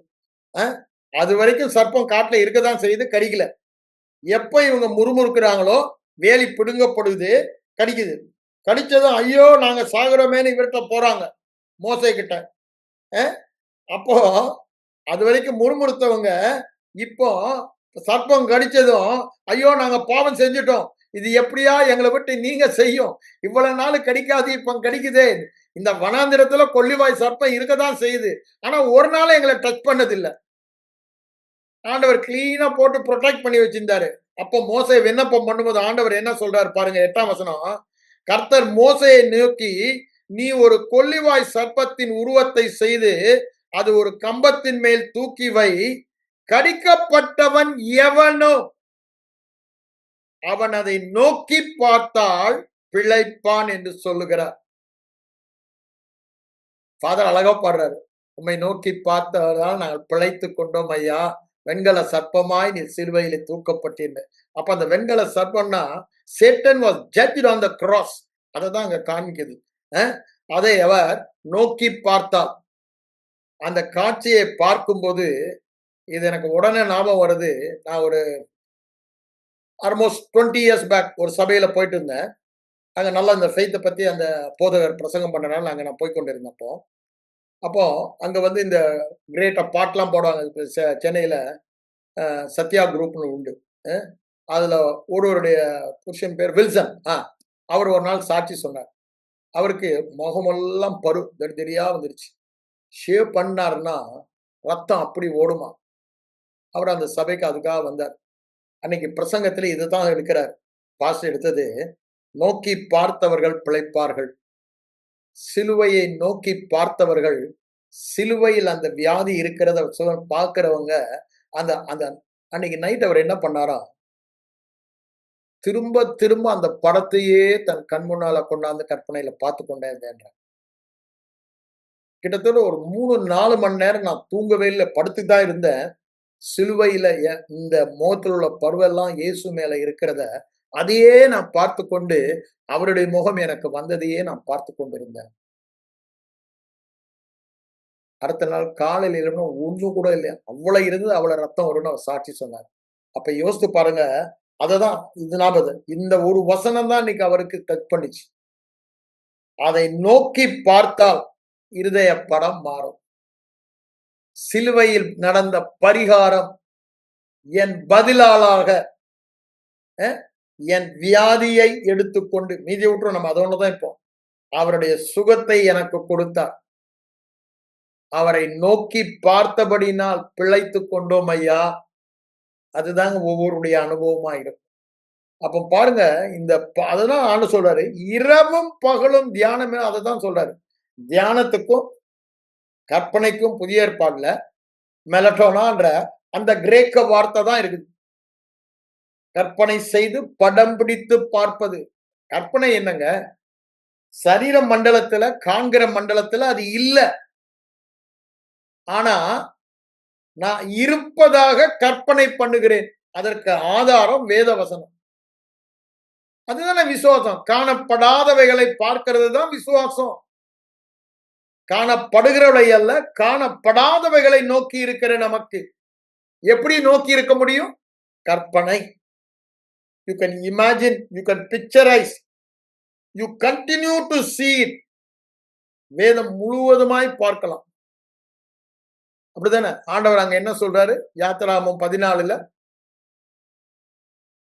நீங்கள் நின்று கொண்டு கர்த்தர் செய்யும் ரட்சிப்பை பாருங்க.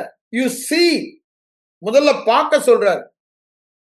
மோசேவை ஊழியத்துக்கு அழைக்கும் பொழுதும் யாத்திராகமம் 7ஆம் அதிகாரத்துல சொல்றாரு, ஆரம்பம் 1, 2 வசனத்திலேயே, பார் உன்னை பார்வோனுக்கு அதிபதியாக்குனாரு.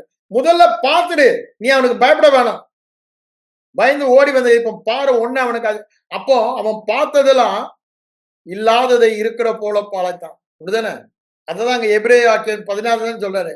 He saw the invisible and he was fully endued அப்படின்னு நாங்க சொல்றத பாக்குறோம். அப்போ காணாதவைகளை பார்க்கிற அதுதான் முக்கியம்னு ஆண்டவர் யோசுவாவுக்கு அதுதான் சொல்றாரு. எரிகோ பட்டணத்தை பிடிக்க போறான். யோசுவா 6ஆம் அதிகாரத்துல முதல் 2 வசனங்களே சொல்றாரு. பாருதான் சொல்றாரு. நீ படம் பிடித்து பார்த்து, நீ ஏற்கனவே பிடித்துட்டேன்றத பாரு என்றாரு.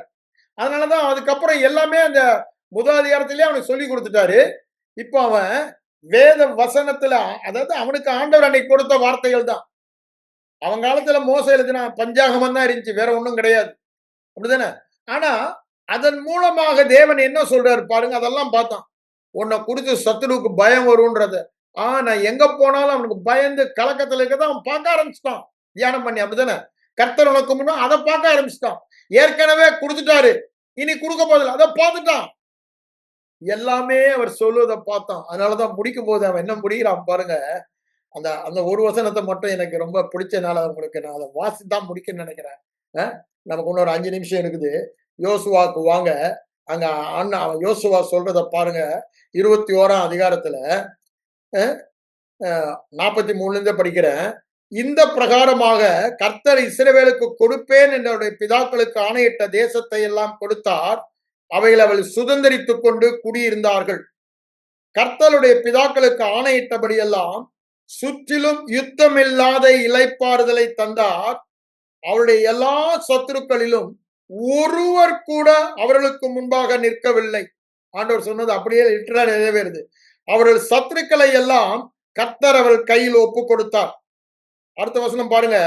குடும்பத்தாருக்கு சொல்லி இருந்த நல்ல வார்த்தைகளில் எல்லாம் ஒரு வார்த்தையும் திரும்பவும் திரும்பவும் திரும்பவும் மனதில் ஏற்ற வேண்டியது.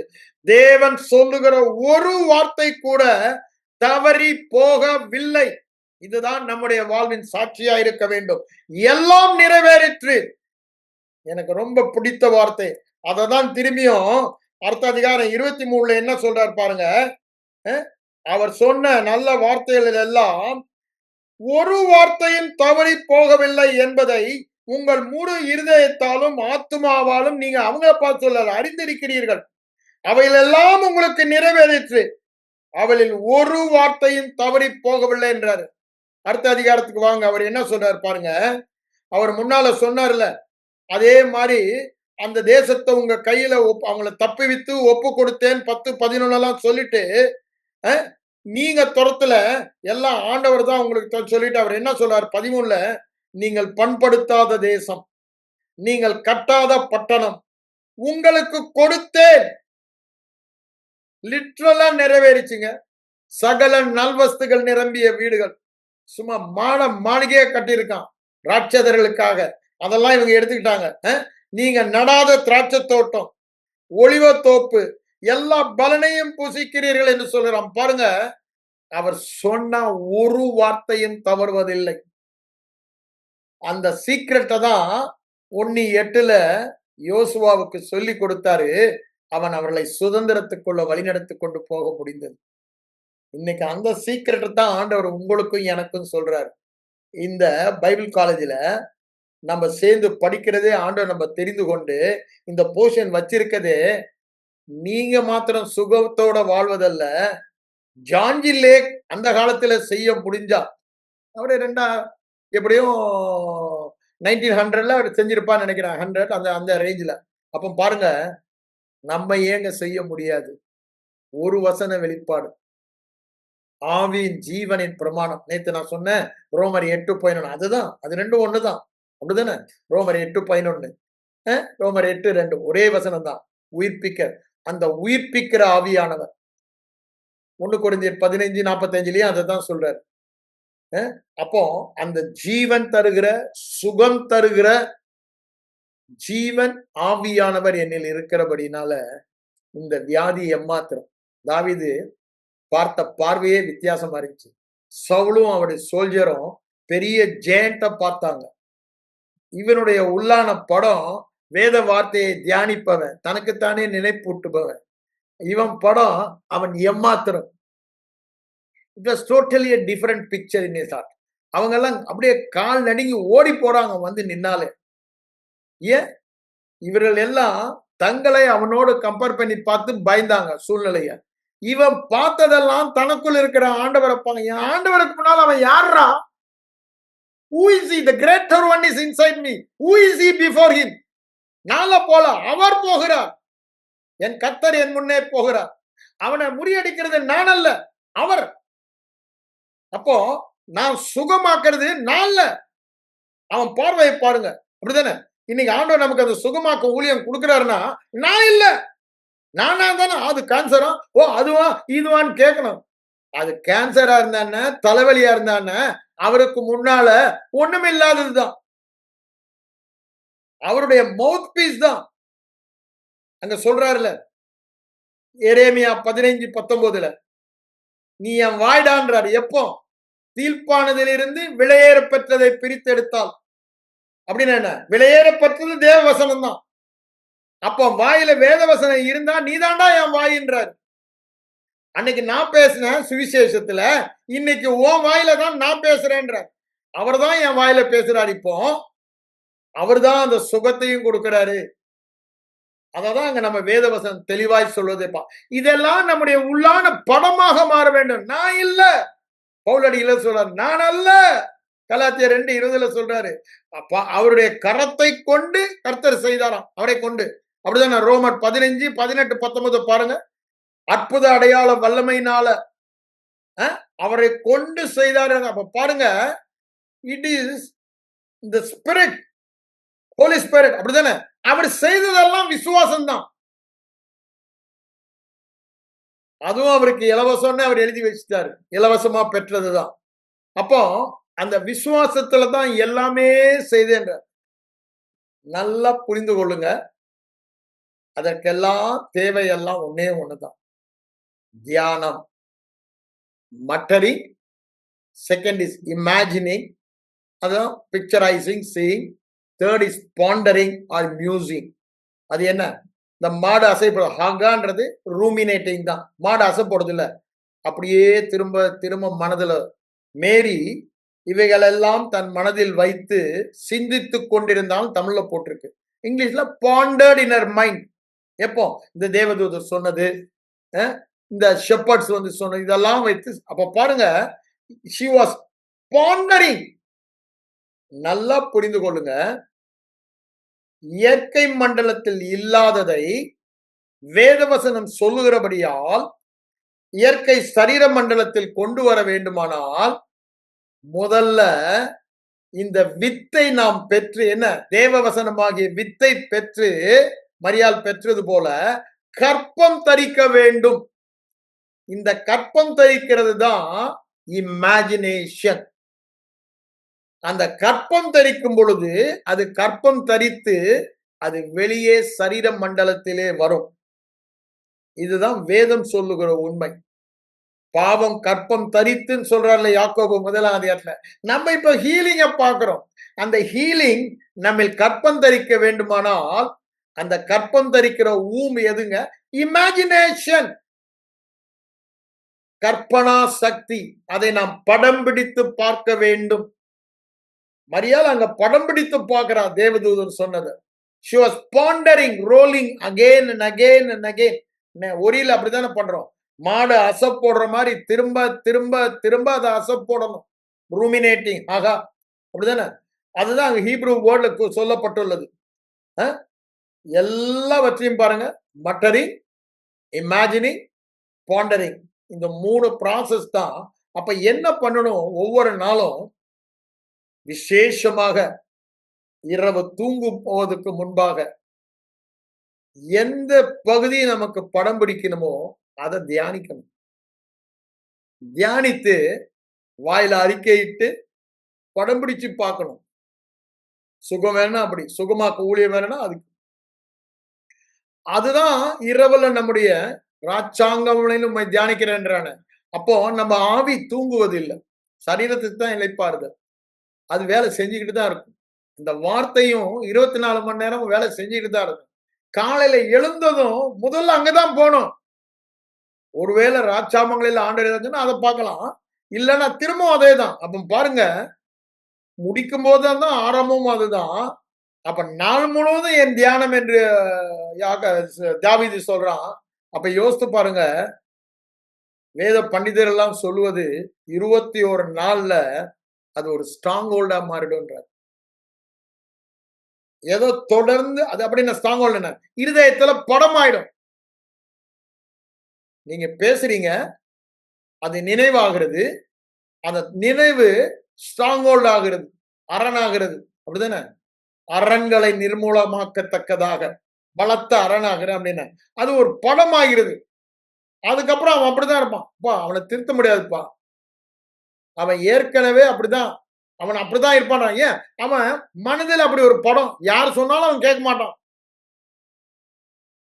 அப்படிதானே சொல்றாங்க. அவனுடைய இருதய படம், நான் யார் என்ன சொன்னாலும் இப்படிதான் இருப்பேன் அப்படின்னு ஒரு படம் வந்துட்டனால அப்படிதான் அவன் இருப்பான். That is strong hold. நான் சொன்னல, எனக்கு ஆதியில விசுவாசத்துக்கு விரோதமா ஸ்ட்ராங் ஹோல்ட் இருந்தது, என் மனதின் படம். அதனாலதான் எங்கனாலும் உடனே குதிச்சு அது தப்பு தப்புன்னு குதிப்பேன். ஏன்? That was a strong hold. வேத வசனத்தை. ஆனா நான் நினைச்சுக்கிட்டு இருந்தேன் வேத வசனத்தின்படிதான் நினைச்சேன். பிசாசு என்னை வஞ்சித்து அவனுடைய எண்ணங்களை கொடுத்து என் மனதை பிடிச்சு வச்சிருந்தான். அவனுக்கு நல்லாவே தெரியும், மனதை பிடிச்சிட்டா சரீரத்தை பிடிச்சிடலாம். ஆவியை பிடிக்க முடியாது, அவனுக்கு தெரியும். என்ன ஆனாலும் ஆவியை பிடிக்க முடியாது. சீல் பண்ணிட்டாரு ஆவியானவர், கேரண்டி. ஆனா சரீரத்தை பிடிச்சு வதைக்கிற வதைப்புல ஒரு பயம் கிறிஸ்தவத்துக்கு வரக்கூடாதுன்னு அவனுடைய எண்ணம். அதனாலதான் அவன் சரீரத்தை பிடிக்க முதல்ல மனதை பிடிக்கிறான். You cannot enter into an area or live in an area unless you enter in your mindன்றான். வேத பண்டிதர்களே அப்படிதான். உன் மனதுல நீங்க படம் பிடிக்கலனா அது நீ வாழ முடியாதுன்ற. as a man thinketh, நீதிமொழி 23:7, அப்படிதான் அவன் வாழ்வான். உன் கண் தெளிவா இருந்தால் சரீரம் முழுவதும் நல்லா இருக்கும்ன்றார். அப்படிதானே? உன் பார்வை தெளிவா இருந்த தாவீது பார்வை தெளிவு. போன இடமெல்லாம் வெற்றி, போன இடமெல்லாம் கர்த்தர் அவனை காத்தார். ஏன்? அவனுடைய பார்வை சரியா இருந்தது. நம்முடைய பார்வை இன்னைக்கு எப்படி இருக்கு? அதுதான் முக்கியம். அததான் அவர் சொல்றாரு, இரவும் பகலும் உன் பார்வையை உன் உள்ளான படத்தை மாற்ற தியானமாய் அல்லது கற்பனை செய்து கொண்டிரு. எது? இந்த வேத புத்தகத்தின் வார்த்தை சுயாதீன பிரமாணமாகிய, அப்படிதானே? இது வெற்றியின் பிரமாணம், இது சுகத்தின் பிரமாணம். வியாதியில் இருந்து நமக்கு விடுதலை தந்த பிரமாணம், புதிய பிரமாணம். அப்படிதானே? அந்த பிரமாணம் என்ன சொல்கிறது? வியாதியிலிருந்து நீக்கப்பட்டாய், அதை உற்று நோக்கி பார்த்து அதில் நிலைத்திருப்பவனே அந்த படத்தை உருவாக்கி அதன்படி வாழ்வான் என்று சொல்லுகிறார். அப்படிதான் நீங்களும் நாங்களும் வாழ போறோம். இப்போ உங்க முன்னால வைக்கிறேன்றாரு. மரணத்தையும் ஜீவனையும் உங்க முன்னால வைக்கிறேன், நீங்க தெரிந்து கொள்ளுங்க. எதை தியானிக்க போறீங்க? உங்களுடைய பிரச்சனையை தியானிக்க போறீங்களா? தேவன் அந்த பிரச்சனையை குறித்து என்ன சொல்லுகிறார் என்பதை தியானிக்க போறீங்களா? You choose it. ஆண்டவர் சொல்றாரு, அவர் நமக்காக தெரிந்து கொள்ள மாட்டாரு. we are a free will man, he is a sovereign god, no doubt about it. But நம்ம எப்படி வந்திருக்காரு? சுய சித்தம் உள்ளவர்களாய் சிருஷ்டித்திருக்காரு. அதனால நாம் தான் தெரிந்து கொள்ள வேண்டும். இன்று ஒரு தீர்மானம் எடுப்போம். அங்க யோசுவா சொல்றான், நானும் என் வீட்டாருமோ என்றால் கர்த்தரையே, அவர்தான் எங்க ஆண்டவராய் இருப்பார். வியாதியோடு வாழ்றதுன்னா பிசாச ஆண்டவரா இருக்கான். நல்லா ஞாபகம் வச்சுக்கோங்க. வியாதியை சேவிக்க போகிறீங்கன்னா பிசாசை சேவிக்கிறீங்க. ஆனா நம்ம யாரை சேவிக்க போகிறோம்? யாரை சேவிக்க போறது நம்ம தான் தெரிந்து கொள்ளணும். தேவ வார்த்தையை சார்ந்து வாழ்கிற வாழ்க்கை தான் விசுவாச வாழ்க்கை. தேவ வார்த்தையை படம் பிடித்து இருதயத்தில் பார்ப்பதுதான் விசுவாசம், காணப்படாதவைகளின் நிச்சயம். அப்படிதானே? விசுவாசம் என்பது தேவ வார்த்தையில் வாழ்வது, தேவ வார்த்தையின் விசுவாசத்தில் வாழ்வது. அதனாலதான் ஆண்டவர் சொன்னாரு, மனிதன் தேவனுடைய வாயிலிருந்து புறப்படுகிற ஒவ்வொரு வார்த்தை அதுதான் விசுவாசத்துக்கு சாப்பாடு போடும், அவிசுவாசத்துக்கு பட்டினி போடும். இது நல்லா ஞாபகம் வச்சுங்க. விசுவாசத்துக்கு சாப்பாடு போடுங்க, அவிசுவாசத்துக்கு பட்டினி போடுங்க. உங்க சூழ்நிலைகளை பாராமல் தேவனுடைய வார்த்தையில் உங்களை பாருங்க. விசுவாசத்துக்கு சாப்பாடு போடும். சூழ்நிலையை பார்த்தீங்கன்னா அவிசுவாசம் குணமாக்குகிற ஊழியத்துக்கு அது ரொம்ப முக்கியமானது. வேத வசனத்துல உங்களை குணமாக்கு ஊழியர்களாக பாருங்க. இயேசுவுக்குள் இருக்கிறபடியால் அவர் செய்ததெல்லாம் நீங்க செய்யற மாதிரி பாருங்க. ராத்திரியும் பாருங்க, காலையிலையும் பாருங்க, பகலையும் பாருங்க. 21 நாள்ல அது வந்துடும், ஒரு பழக்கம் வந்துடும்ன்றாங்க. அந்த பார்வை படமாயிடும். அதுக்கப்புறம் அது எவ்வளவு சுலபம்ன்றாங்க. நாமும் அவ்வாறு செய்வோம். கண்களை மூடுவோம். இப்பொழுது திரும்பவுமா நான் சொல்றேன், உங்களில் யாருக்கு வியாதி இருந்தாலும், இருக்கக்கூடாது, உங்களில் வியாதி இருக்க உரிமை இல்லை. இயேசுவின் நாமத்துல சொல்றேன், இயேசுவின் ரத்தம் சிந்தி மீட்கப்பட்ட சரீரம். அன்னைக்கு கேன்சர் வியாதி வரும் பொழுது என் மனைவிக்கு நான் அதுதான் சத்தம் போட்டேன். இது அநியாயம், அக்கிரமம், நான் ஏற்றுக்கொள்ள மாட்டேன். இது மீட்கப்பட்ட சரீரம், சத்ருக்கு இங்க இடமில்லைன்னு கத்தன நான். ஏன்? இந்த அவன் மேல உள்ள வெறுப்பு, அவன் மேல எழுதப்பட்ட நியாய தீர்ப்பு அன்னைக்கு நான் செலுத்தினேன். 149ஆம் சங்கீதத்தை படிச்சு, திருடனே நீ 7 மடங்கு கொடுக்கணும் நியாய தீர்ப்பு மேல சொல்றேன்னு, உன்னை சங்கிலியால நான் கட்டுறேன்னு. ஆண்டவர் என் வாயில் அந்த பலனை அன்னைக்கு கொடுத்தாரு. அநேக காரியங்கள் நான் அந்த சமயத்துல கற்றுக்கொண்டேன். அப்ப யோசித்து பாருங்க, நம்முடைய கையில தான் இருக்குது. நாம் தான் எதிர்த்து நிற்கணும். விசேஷமா நம்ம வாய் தான் முக்கியம் சொல்றேன். நம்முடைய பார்க்கிற பார்வையை மாற்றுகிறது. நம்முடைய படத்தை அது மாற்றுகிறது. அதில் நாம் ஜாக்கிரதையா இருப்போம். இப்ப யாருக்கு வியாதி இருந்தாலும் இன்னைக்கு ஒரு தீர்மானம் எடுங்க. நான் வியாதியை பேசவே மாட்டேன். என்ன சூழ்நிலை எதிரா இருந்தாலும் அதை பேச மாட்டேன். ஆண்டவர் என்ன சொல்றாரோ அதை தான் பேசுவேன்னு ஒரு தீர்மானம் எடுங்க. உங்க வாழ்க்கை, வறண்ட வாழ்க்கை செழிப்பாய் மாறுவதை நீங்க பார்க்க போறீங்க. வியாதி இல்லாத வாழ்க்கை நீங்க ஒவ்வொருவரும் வாழ போறீங்க. நீங்க ஒருவர் கூட வியாதியோடு இருப்பதில்லை. அப்படிதானே? பலவீனப்பட்டவன் ஒருவனும் இந்த வார்த்தையை கேட்பதில் இருப்பதில்லை. எல்லோரும் இயேசு செய்த கிரியைகளின் செய்வீர்கள், அதற்கு மேலான கிரியைகளின் செய்வீர்கள் என்று நான் சொல்லுகிறேன். இயேசுவின் நாமத்துல இப்போ ஒருவேளை உங்க சரீரத்துல என்ன அறிகுறி இருந்தாலும் இயேசுவின் நாமத்தில் அகன்று போக நான் கட்டளை கொடுக்கிறேன். Be healed in the name of Jesus. இயேசுவின் தழும்புகளால் நீங்கள் குணமானீர்கள் என்று சொல்லுகிறேன். இயேசு உங்கள் வியாதியை சுமந்தபடியால் நீங்கள் சுகமாய் இருக்கிறீர்கள், சுகமானீர்கள் என்று சொல்லுகிறேன். நான் சொல்லியபடியே ஆனது என்று விசுவாசித்து அவருக்கு நன்றி சொல்லுகிறேன். தொடர்ந்து தேவனுடைய வார்த்தையை தியானியுங்கள், படமாக்குங்கள், அற்புத வாழ்க்கை வாழுங்கள். இயேசுவின் நாமத்தில் பிதாவே, ஆமென்.